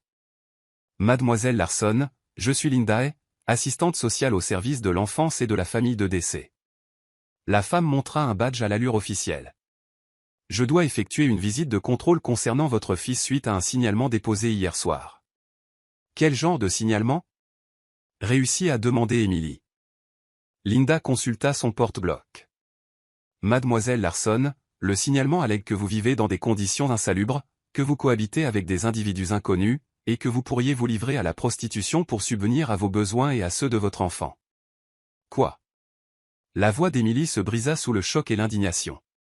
C'est une pure fabrication, dit Nathan avec fluidité, se plaçant aux côtés d'Émilie. Je suis Nathaniel Brox.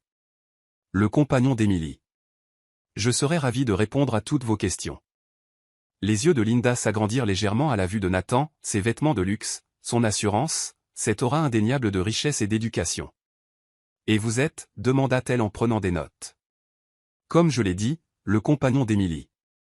Je suis également un homme d'affaires prospère et je peux témoigner de la moralité et du bien-être d'Emily et de Liam. » Ethan s'avança, le visage déformé par la colère.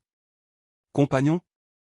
Emily, tu couches avec un type que tu viens à peine de rencontrer et tu oses me dire que tu es une mère apte ? » Monsieur Reed, dit Linda fermement. Laissez-moi gérer cela, s'il vous plaît. Mademoiselle Larson, puis-je voir l'enfant ? L'instinct protecteur d'Emily s'enflamma. Il dort. Je ne veux pas le réveiller. Je crains de devoir m'assurer qu'il est en sécurité et en bonne santé. Cela ne prendra qu'un instant. N'ayant pas le choix, Emily guida le petit groupe vers la chambre de Nathan. Liam dormait paisiblement dans son berceau, les joues roses de santé, entouré de couvertures propres et d'articles pour bébé coûteux que Nathan avait discrètement accumulés au cours de la semaine passée. Linda s'approcha du berceau et prit des notes en observant Liam. Il semble bien nourri et propre. Quel âge a-t-il ? 7 semaines, répondit Emily, la voix tremblante. Et son père est Monsieur Reed ? Biologiquement, oui. Mais Ethan nous a abandonnés quand Liam avait 3 semaines. C'est faux. Protesta Ethan.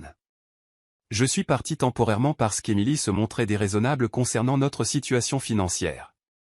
J'essaie de reprendre contact avec mon fils depuis. En débarquant ivre à 2 heures du matin, demanda froidement Nathan. La tête de Linda se releva brusquement. Monsieur Reed s'est présenté ici en état d'ivresse ? Il y a 3 nuits, confirma Nathan. Je suis intervenu lorsqu'il est devenu agressif et qu'il effrayait Emily et le bébé. Il ment ? S'empressa de dire Ethan. Je suis venu voir mon fils et ce type m'a menacé. Ce fils de riche pense qu'il peut s'acheter une famille toute faite et évincer le vrai père. Ça suffit, trancha Linda sèchement. Elle se tourna vers Emily. Mademoiselle Larson.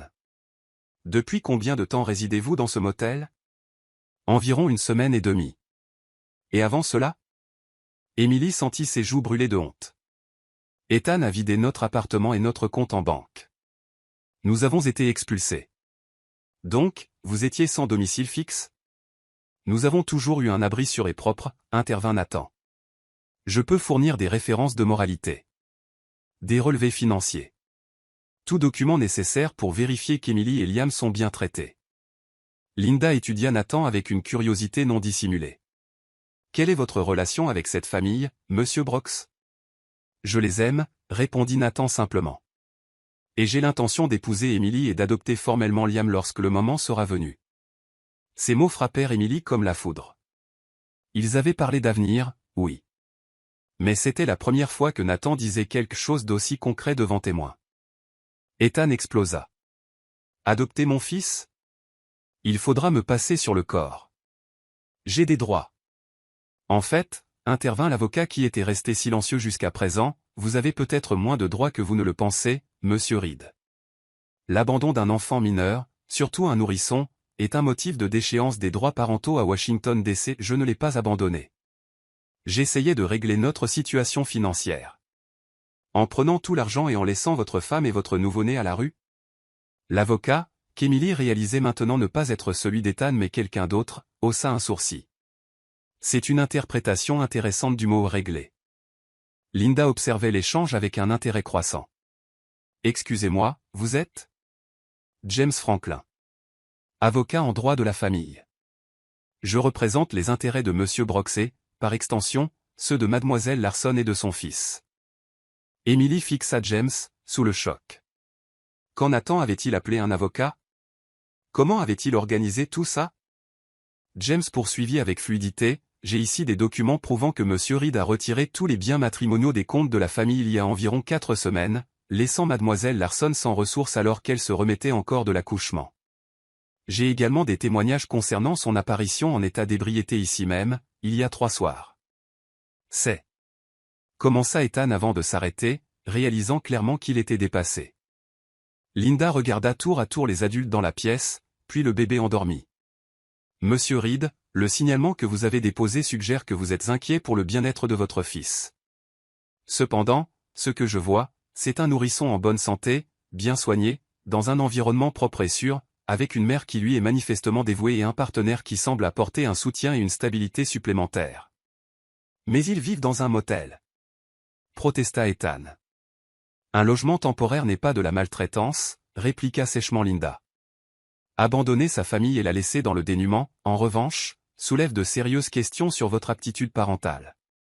Emily regarda le visage d'Ethan passer de la colère à la confusion, puis à une panique croissante alors qu'il comprenait que son plan se retournait spectaculairement contre lui.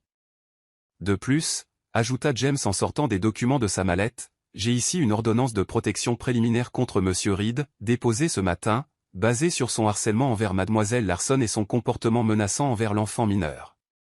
Comportement menaçant ? Bafouilla Ethan. Je n'ai jamais menacé personne. Se présenter ivre et exiger l'entrée d'une résidence où se trouve un nourrisson peut certainement être interprété comme une menace, dit James calmement. Linda prenait de nombreuses notes. Mademoiselle Larson, estimez-vous que votre fils et vous-même êtes en sécurité et bien traités dans votre situation actuelle ? Emily regarda Nathan, dont le visage exprimait tout son amour et son soutien. Elle regarda James, cet avocat hors de prix que Nathan avait engagé pour elle.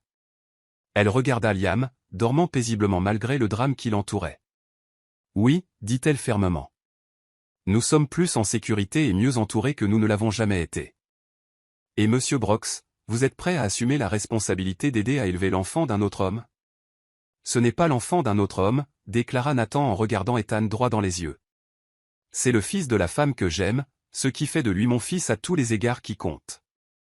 Ethan Reed a fourni du matériel génétique. Cela ne fait pas de lui un père. La pièce tomba dans le silence, à l'exception de la respiration douce de Liam. Finalement, Linda referma son carnet. Monsieur Reed, d'après mes observations aujourd'hui, je ne vois aucune preuve de négligence ou d'abus. Votre fils semble en bonne santé et bien soigné. Mademoiselle Larson apparaît comme une mère dévouée disposant de systèmes de soutien adéquats. Cependant, je programmerai une visite de suivi dans 2 semaines pour assurer le maintien de cette stabilité. Mais, commença Ethan. De plus, poursuivit Linda, je recommanderais que vous suiviez des cours de parentalité et une thérapie familiale avant qu'un quelconque droit de visite surveillée ne soit envisagé. Votre comportement suggère que vous avez besoin d'aide pour comprendre la conduite parentale appropriée. Le visage d'Ethan devint rouge de rage. C'est des conneries. Vous vous liguez tous contre moi parce qu'il a du fric. Monsieur Reed, dit James aimablement, je dois mentionner que faire de faux signalements au service de protection de l'enfance est une infraction pénale à Washington D.C. Le harcèlement et l'intimidation d'un parent gardien sont également passibles de poursuites civiles. Je vous suggère de réfléchir très attentivement à vos prochaines actions. Ethan regarda autour de la pièce, réalisant qu'il était vaincu et déjoué. Ce n'est pas fini, dit-il, mais sa voix manquait de conviction. Si, ça l'est, dit Nathan doucement. C'est fini depuis que tu as fui tes responsabilités. La seule question maintenant est de savoir si tu veux essayer de construire une relation saine avec ton fils ou si tu veux continuer à jouer à des jeux qui blessent tout le monde, y compris lui. Après le départ d'Ethan, qui marmonnait des menaces, Linda termina sa paperasse pendant que James et Nathan discutaient calmement près de la fenêtre. Liam se réveilla alors que les adultes s'apprêtaient à partir, regardant autour de lui avec des yeux vifs et curieux, et souriant immédiatement en voyant Emily. « Eh bien, bonjour toi, le beau gosse, dit Linda doucement. Emily vit son masque professionnel glisser un instant. « Tu es un petit garçon chanceux, tu sais ? Tu as une maman qui t'aime très fort. » Mademoiselle est, dit Emily alors que Linda se préparait à partir. « Que se passe-t-il maintenant ? » Maintenant, je dépose mon rapport, indiquant qu'il n'y a aucune préoccupation concernant le bien-être de votre fils. Le dossier sera clos à moins que de nouveaux éléments n'apparaissent. Linda sourit. Et Mademoiselle Larson. Pour ce que ça vaut, vous faites du bon travail. Être mère célibataire est assez difficile sans que les gens n'essaient de vous compliquer la tâche. Une fois tout le monde parti, Emily s'assit sur le lit en tenant Liam, essayant de digérer tout ce qui venait de se passer. Un avocat, dit-elle à Nathan. Quand as-tu appelé un avocat ? Hier. Après notre conversation, j'ai réalisé qu'Ethan n'allait pas simplement disparaître. Je voulais être prêt. Et James était justement disponible ce matin ? Nathan eut l'air légèrement embarrassé. James est mon avocat depuis 5 ans. Il a l'habitude de mes urgences. Tes urgences impliquent probablement d'habitude des contrats et des transactions immobilières, pas des batailles pour la garde des enfants d'autrui. Non, convainc Nathan. Elles impliquent généralement des choses beaucoup moins importantes. Émilie étudia son visage. Tu as dit à cette assistante sociale que tu voulais adopter Liam. C'est le cas. Si tu me le permets. S'il veut de moi. Nathan, nous sommes ensemble officiellement depuis moins de 24 heures. Je sais que c'est rapide. Je sais que c'est fou. Mais Émilie, quand j'ai vu Ethan essayer de te l'enlever, quand j'ai imaginé ce magnifique petit garçon grandir en pensant que son père ne voulait pas de lui. La voix de Nathan se brisa légèrement. J'ai réalisé que je ferais n'importe quoi pour vous protéger tous les deux. Des papiers d'adoption légaux rendraient juste la chose officielle. Émilie baissa les yeux vers Liam, qui fixait Nathan avec cette confiance absolue que les bébés n'accordent qu'aux personnes qu'ils jugent sûres. Il t'aime déjà, dit-elle doucement. Et je l'aime. Je vous aime tous les deux plus que je n'ai jamais rien aimé dans ma vie. Même si tout ça est compliqué, bordélique, et va probablement le devenir encore plus. Surtout à cause de ça, dit Nathan en s'asseyant près d'elle sur le lit. La facilité ne t'apprend pas de quoi tu es fait. Les épreuves, si. Et Émilie, ce dont nous sommes faits est sacrément solide.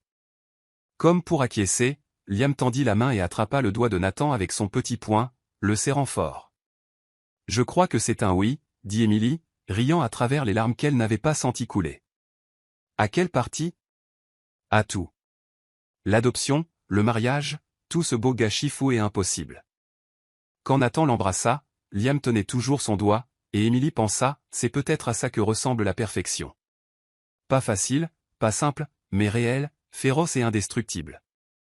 Chapitre 9, Quand demain t'appelle par ton nom. La femme qui se tenait dans l'encadrement de la porte du bureau du motel était tout ce qu'Émilie n'avait jamais été. Grande, blonde, d'un calme olympien et indéniablement enceinte. Émilie se figea en plein geste alors qu'elle donnait le biberon à Liam, observant par la fenêtre la femme parler à Ruth avec cette autorité naturelle qui suggérait qu'on ne lui avait jamais rien refusé. Même de loin, Émilie pouvait voir la coupe onéreuse de ses vêtements, le sac à main de créateur, l'éclat subtil de bijoux qui coûtait probablement plus cher que le salaire annuel de la plupart des gens.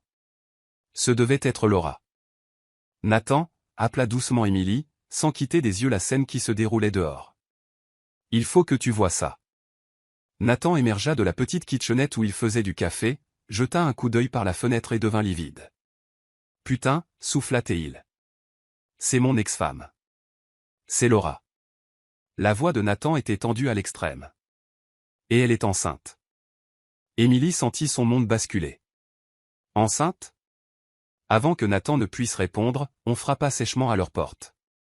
Pas le coup discret de Nathan ou le frappé amical de Ruth, mais quelque chose d'impérieux et d'exigeant. Nathaniel. La voix de Laura était nette, cultivée, avec cet accent qui trahissait les écoles privées hors de prix. Je sais que tu es là. Nous devons parler. Nathan regarda Émilie avec une lueur de panique dans les yeux. Je dois gérer ça.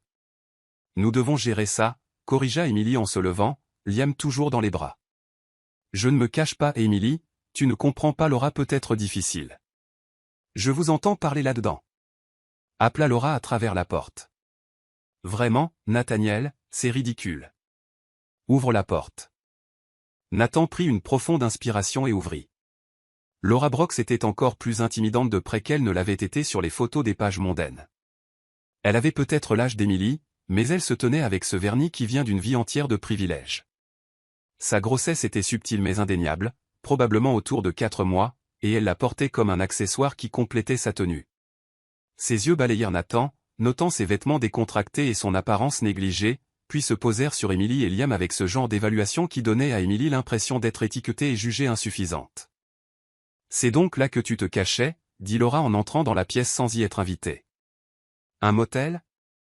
Vraiment, Nathaniel, comme c'est bohème de ta part. Qu'est-ce que tu veux, Laura? La voix de Nathan était soigneusement contrôlée. Ce que je veux, c'est que mon mari rentre à la maison pour que nous puissions discuter de notre avenir comme des adultes civilisés. La main de Laura vint se poser sur son petit ventre rond. Surtout maintenant que nous allons être parents. Émilie sentit Liam se tendre dans ses bras, comme s'il pouvait percevoir la tension soudaine dans la pièce. Elle le serra plus fort, essayant de projeter du calme alors que son cœur martelait ses côtes. Nous divorçons, Laura. Il n'y a pas d'avenir. En fait, si. Laura sourit, et c'était un sourire de prédatrice. Je suis enceinte, Nathaniel. De ton enfant. Notre enfant. C'est impossible. Vraiment? Tu es rentré plus tôt de ton voyage à Chicago en décembre. Nous avons fait l'amour ce matin-là avant que tu partes au bureau. Tu t'en souviens sûrement.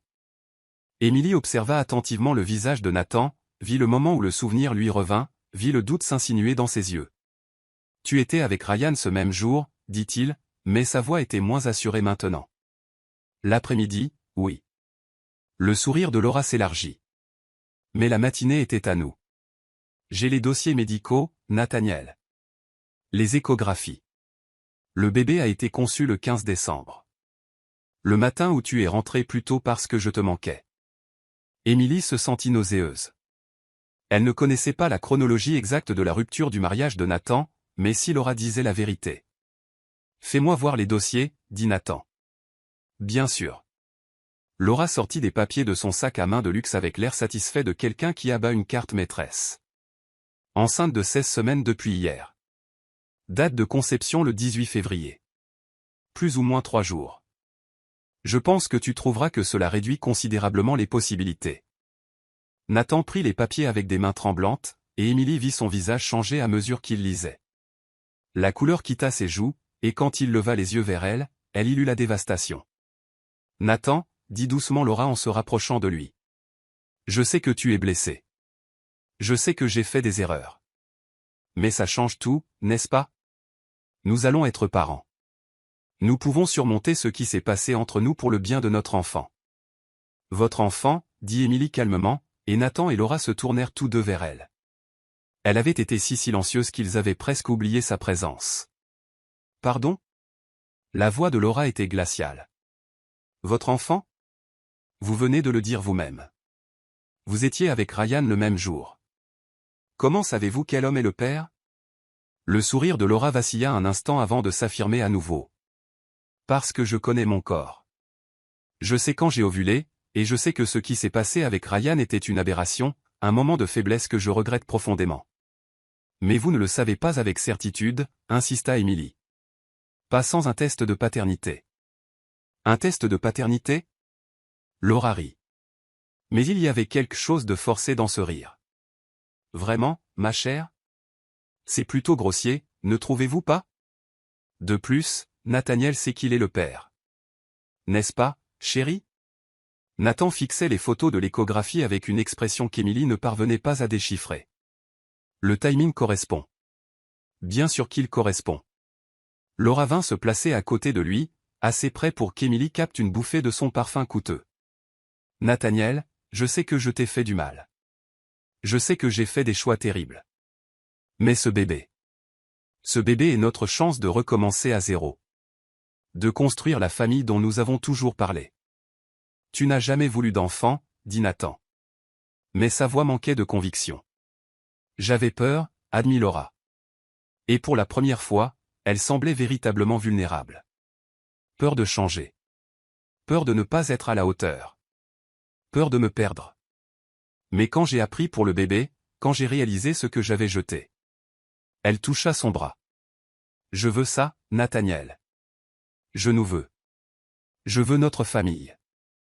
Émilie observait cette interaction, ayant l'impression de disparaître morceau par morceau. C'était le monde de Nathan. Ces gens beaux et sophistiqués avec leurs histoires compliquées et leurs passés communs. Qu'était-elle comparée à cela? Que pouvait-elle offrir qui puisse rivaliser avec la mère de son enfant? Émilie, dit soudain Nathan, comme s'il lisait dans ses pensées. Ça ne change rien. Si, ça change tout, l'interrompit Émilie doucement. Bien sûr que ça change tout.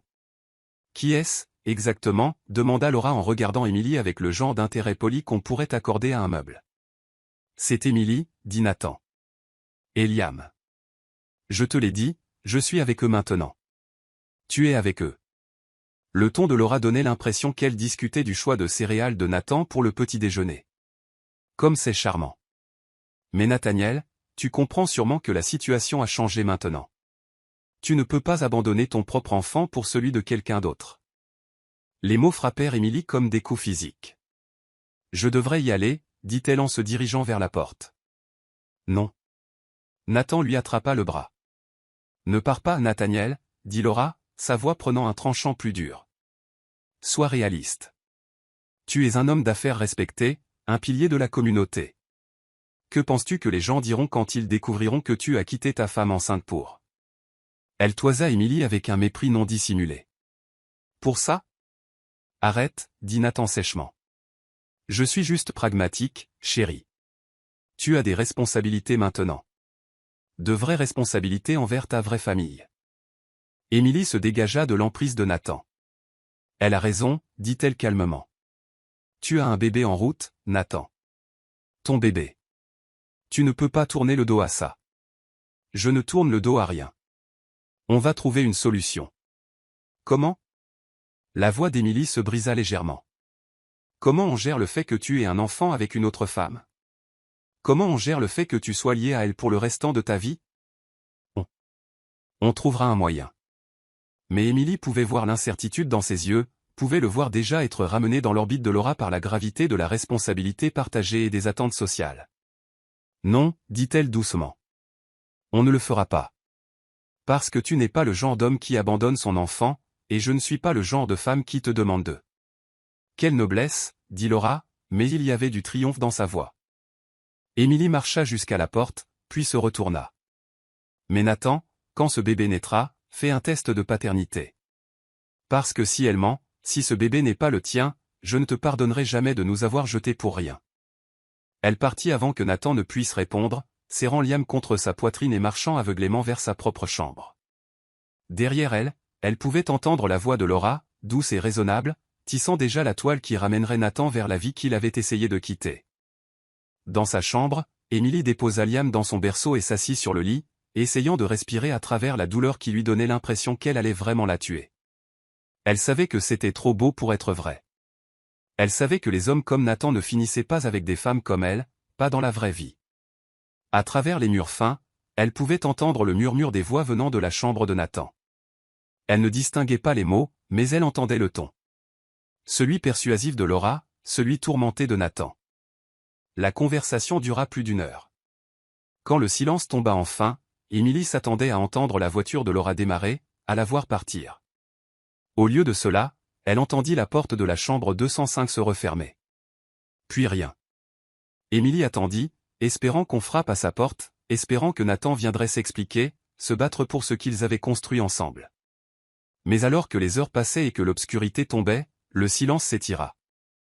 Ce n'est que lorsqu'elle vit la lumière s'allumer dans la chambre 205 bien plus tard ce soir-là, 2 silhouettes bougeant derrière les rideaux au lieu d'une, qu'Émilie comprit que Laura ne partait pas, et peut-être que Nathan non plus. Émilie passa cette nuit-là à fixer le plafond, écoutant les bruits du couple d'accent grave côté reconstruisant leur vie, tandis que Liam dormait paisiblement à ses côtés, ignorant que la seule figure paternelle qu'il n'ait jamais connue était en train de leur échapper, une conversation silencieuse à la fois. Au matin, Émilie avait pris sa décision. Elle ne pouvait pas rester ici et regarder Nathan choisir sa vraie famille au détriment de celle, factice, qu'ils avaient bâtie dans cet endroit temporaire. Elle ne pouvait pas rester assise dans cette chambre à les écouter planifier leur avenir, tandis que le sien s'effondrait. Ruth la trouva en train d'emballer le peu d'affaires qu'elle et Liam possédaient. « Chérie, qu'est-ce que tu fais ?»« Je pars, » dit simplement Émilie. « Il est temps. »« Et ton jeune homme ?»« Ce n'est plus mon jeune homme. Il va être père avec sa femme. » Ruth resta silencieuse un moment. « Tu es sûr de ça ? » Je suis sûr qu'il a des responsabilités maintenant qui ne nous incluent pas, Liam et moi. Je suis sûr que je ne peux pas rester assise ici à le regarder choisir entre nous et perdre à chaque fois. Parfois, le bon choix met un peu plus de temps à apparaître clairement, dit Ruth doucement. Et parfois, le bon choix est le plus difficile, répondit Émilie. Je ne serai pas la femme qui se tient entre un homme et son enfant. Je ne serai pas la raison pour laquelle un bébé grandit sans son père. Alors qu'Émilie chargeait sa voiture, elle vit du mouvement dans la chambre 205, mais Nathan ne sortit jamais. Une partie d'elle espérait qu'il le ferait, espérait qu'il se battrait pour ce qu'ils avaient eu, mais une plus grande partie d'elle savait que s'il la laissait partir sans un mot, alors Laura avait déjà gagné. Emily s'éloigna du Sunset Motel avec Liam endormi dans son siège auto, ne sachant pas où ils allaient mais sachant qu'ils ne pouvaient pas rester. Dans son rétroviseur, elle regarda l'endroit où elle était tombée amoureuse disparaître et essaya de se convaincre que partir était un acte de force plutôt que de reddition. Elle espérait juste qu'un jour, quand Nathan changerait les couches de son bébé et apprendrait à son enfant à faire du vélo, il se souviendrait qu'il était une fois, dans un motel délabré, il avait été aimé complètement par une femme qui n'avait rien demandé d'autre que son cœur. Et peut-être, si elle avait beaucoup de chance, se souviendrait-il qu'il l'avait aimé en retour. Chapitre 10, l'amour écrit son propre pour toujours. 3 jours après qu'Emily se soit volatilisée du Sunset Motel, Nathan découvrit que la femme portant ce qu'il croyait être son enfant avait orchestré une supercherie complexe depuis l'instant où elle était revenue dans sa vie.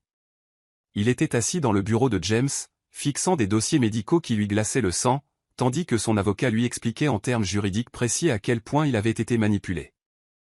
Les images d'échographie sont authentiques, dit James en étalant les documents sur son bureau en acajou. Mais elles n'appartiennent pas à Laura. Notre enquêteur a vérifié les identifiants patients. Ils appartiennent à une femme nommée Rachel Patel. Laura a apparemment dit à Rachel qu'elle en avait besoin pour une blague inoffensive à un ex-petit ami. Une blague inoffensive ? Répéta Nathan, la voix caverneuse. Les résultats du test de grossesse sont également fabriqués. L'analyse de notre laboratoire a confirmé qu'ils étaient falsifiés. Laura n'a jamais été enceinte, Nathan. Tout ce scénario était une fraude élaborée, conçue pour te manipuler et te forcer à la réconciliation. Nathan repensa aux 3 derniers jours, les 72 heures les plus misérables de sa vie. Laura avait emménagé dans sa chambre de motel et avait immédiatement commencé à planifier leur réconciliation, et tout ce à quoi il avait pu penser, c'était Emily. Il y a autre chose, dit James d'un air sombre. Ethan Reed a déposé une requête de garde d'urgence hier. Il prétend qu'Emily a abandonné Liam et demande la garde temporaire immédiate. Le sang de Nathan se transforma en glace. Où est Liam maintenant ? Avec Ethan, depuis hier matin. Il a déposé la requête d'urgence et a obtenu une audience temporaire en 24 heures en prétendant que l'enfant était en danger immédiat. Nathan fut sur ses pieds avant que James n'ait fini de parler. Nous devons trouver Emily. Nous devons arranger ça. Nathan. J'essaie de la localiser depuis qu'elle est partie. Elle n'utilise pas ses cartes de crédit. Son téléphone tombe directement sur messagerie, et Ruth jure qu'elle ne sait pas où Emily est allée. Trouve-la, James. Peu importe le prix, peu importe ce qu'il faut. Trouve-la. Emily travaillait pour son 3e service au restaurant ouvert 24h24 à Arlington quand les nouvelles passèrent à la télévision fixée dans le coin. Elle était là depuis 2 jours maintenant, dormant dans sa voiture entre les services, essayant d'économiser assez pour une caution tout en restant assez loin de décès pour éviter de tomber sur Nathan ou Laura. Mais quand elle entendit le nom de Liam, sa tête se releva si vite qu'elle faillit lâcher la verseuse de café qu'elle portait. L'audience pour la garde d'urgence de Liam Reed, âgé de 6 semaines, se poursuit aujourd'hui alors que la mère de l'enfant reste introuvable. Le père, Ethan Reed, a obtenu la garde temporaire hier après avoir affirmé que la mère avait abandonné l'enfant. La verseuse glissa des doigts engourdis d'Emily, se brisant sur le sol. « Mon bébé » murmura Emily. « Ils ont pris mon bébé. » Elle courait avant même d'avoir consciemment décidé de bouger, arrachant son tablier et attrapant son sac. Ethan avait Liam. Emily conduisit jusqu'au tribunal, portée par la peur et la fureur. Elle avait $17 dans son portefeuille, pas d'avocat, et aucun plan au-delà de récupérer son bébé. Elle fut surprise de trouver James Franklin qui l'attendait dans le hall du tribunal. « Emily, Dieu merci », dit-il en se levant à son approche. « Nous vous avons cherché partout. » « Où est Liam ? Où est mon fils ? » À l'étage, au tribunal de la famille. L'audience a commencé il y a 20 minutes, mais j'ai réussi à obtenir un ajournement quand je vous ai vu entrer. Nathan devient fou à force d'essayer de vous retrouver. Nathan ? Le cœur d'Emily se serra. Et son bébé ? Et Laura ? L'expression de James était grave. Il n'y a pas de bébé. Laura mentait sur tout. La grossesse. Les échographies. Tout. Nathan essaie de vous trouver depuis 3 jours pour vous dire la vérité. La salle du tribunal de la famille était petite et remplie de gens qu'Emily ne reconnaissait pas. Ethan était assis à une table avec un avocat. À l'autre table, Nathan était assis seul, l'air hagard et désespéré. Quand Emily entra, la tête de Nathan se releva brusquement, et leurs yeux se rencontrèrent à travers la pièce. Le soulagement et l'amour dans son expression la firent presque tomber à genoux. « Veuillez vous lever », appela l'huissier. L'honorable juge Karen Davis préside. La juge Davis était une femme noire d'une cinquantaine d'années à l'air sévère qui inspecta la salle d'audience sans aucune patience pour les jeux. « Monsieur Reed, dit-elle en consultant ses notes. Vous demandez la garde d'urgence de votre fils de 6 semaines en vous basant sur des allégations selon lesquelles la mère a abandonné l'enfant. Je vois que mademoiselle Larson a maintenant comparu. » L'avocat d'Ethan se leva. « Votre honneur, Monsieur Reed maintient que mademoiselle Larson a abandonné l'enfant avec un homme sans lien de parenté et a disparu pendant plusieurs jours. »« Je n'ai abandonné personne, » dit Emily en se levant. « J'ai laissé mon fils avec quelqu'un en qui j'avais confiance parce que je pensais que c'était le mieux pour lui. Mademoiselle Larson, vous devrez prêter serment si vous comptez témoigner. Mais d'abord, j'aimerais comprendre la situation actuelle. Qui a actuellement la garde physique de l'enfant ? » Moi, votre honneur, dit Ethan d'un air suffisant. En tant que père, j'ai pris la garde d'urgence quand il est devenu clair qu'Emily était incapable de s'occuper de lui correctement. Et où est l'enfant maintenant ? Ethan hésita. Il est avec ma copine. Je devais travailler aujourd'hui, alors elle le surveille. Votre copine ? Répéta la juge Davis d'un ton plat. Pas la mère de l'enfant, pas un membre de la famille, mais votre copine. James se leva. Votre honneur, si je peux me permettre, j'ai des documents montrant que Monsieur Reed a retiré tous les biens matrimoniaux il y a environ 6 semaines, laissant mademoiselle Larson sans ressources financières alors qu'elle se remettait de l'accouchement. De plus, votre honneur, Monsieur Reed n'a fait aucune tentative pour voir son fils pendant près d'un mois après avoir abandonné la famille. La juge Davis se tourna vers Emily. Mademoiselle Larson, veuillez expliquer votre absence auprès de l'enfant ces derniers jours. Votre honneur, je croyais que Monsieur Brooks allait avoir un enfant avec son ex-femme. Je ne voulais pas être la raison pour laquelle un père ne pouvait pas être avec son enfant, alors je suis parti pour leur laisser de l'espace. Et l'enfant était avec Monsieur Brooks pendant ce temps ? Oui, madame. Nathan. Monsieur Brooks aime Liam. Il a été plus un père pour mon fils en 2 semaines qu'Ethan ne l'a été en 6 semaines. La juge Davis regarda Nathan. Monsieur Brooks, quelle est votre relation avec cette famille ? Nathan se leva. Votre honneur, j'aime Emily et j'aime Liam. Je veux épouser Emily et adopter formellement Liam. Je veux subvenir à leurs besoins, les protéger et être le père que Liam mérite. Et la situation de grossesse avec votre ex-femme ? Il n'y avait pas de grossesse, votre honneur.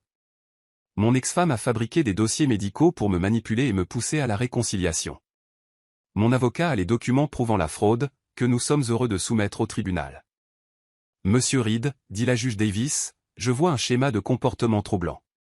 Vous avez abandonné votre famille quand elle avait le plus besoin de vous, vous les avez laissés dans la misère, et maintenant vous demandez la garde non pas parce que vous voulez être père, mais apparemment pour punir mademoiselle Larson. Quand avez-vous nourri cet enfant pour la dernière fois ? Changé sa couche ? Vous êtes-vous levé avec lui au milieu de la nuit ? Le silence d'Ethan était accablant. Je rejette votre requête de garde et j'accorde l'autorité parentale exclusive et la garde physique complète à mademoiselle Larson, avec effet immédiat. De plus, j'accorde la demande d'ordonnance de protection de mademoiselle Larson. Mais c'est mon fils. Non, monsieur Reed. Vous avez fourni du matériel génétique. Cela ne fait pas de vous un père. L'audience est levée. Alors que la salle d'audience se vidait, Emily se retrouva face à face avec Nathan pour la première fois en 3 jours. Sans parler, ils allèrent l'un vers l'autre. Et quand les bras de Nathan se refermèrent autour d'elle, Emily eut l'impression de pouvoir enfin respirer à nouveau. « Je suis tellement désolé, » murmura Nathan. « Je suis désolé de t'avoir laissé partir. Je suis désolé de ne pas m'être battu pour nous. Tu pensais faire ce qu'il fallait pour ton enfant. Il n'y avait pas d'enfant. Il n'y avait que les mensonges de Laura et ma propre stupidité. » Il se recula pour la regarder. « Emily, je t'aime. J'aime Liam. Je ne veux plus jamais passer une seule journée sans toi. » Avant qu'Emily ne puisse répondre, James apparut avec un Liam grognon et au visage rouge dans les bras. « Quelqu'un veut sa maman, » dit James en tendant le bébé. Emily éclata en sanglots alors que Liam s'apaisait contre sa poitrine, ses pleurs cessant immédiatement. « Eh, mon petit bonhomme, » murmura-t-elle. Tu as tellement manqué à maman. Nathan tendit la main et toucha la petite main de Liam, et le bébé agrippa immédiatement son doigt. Emily, dit James doucement. Nathan m'a demandé de préparer quelques papiers pour vous. Emily leva un regard interrogateur alors que James lui tendait un document juridique. Papier d'adoption, expliqua Nathan.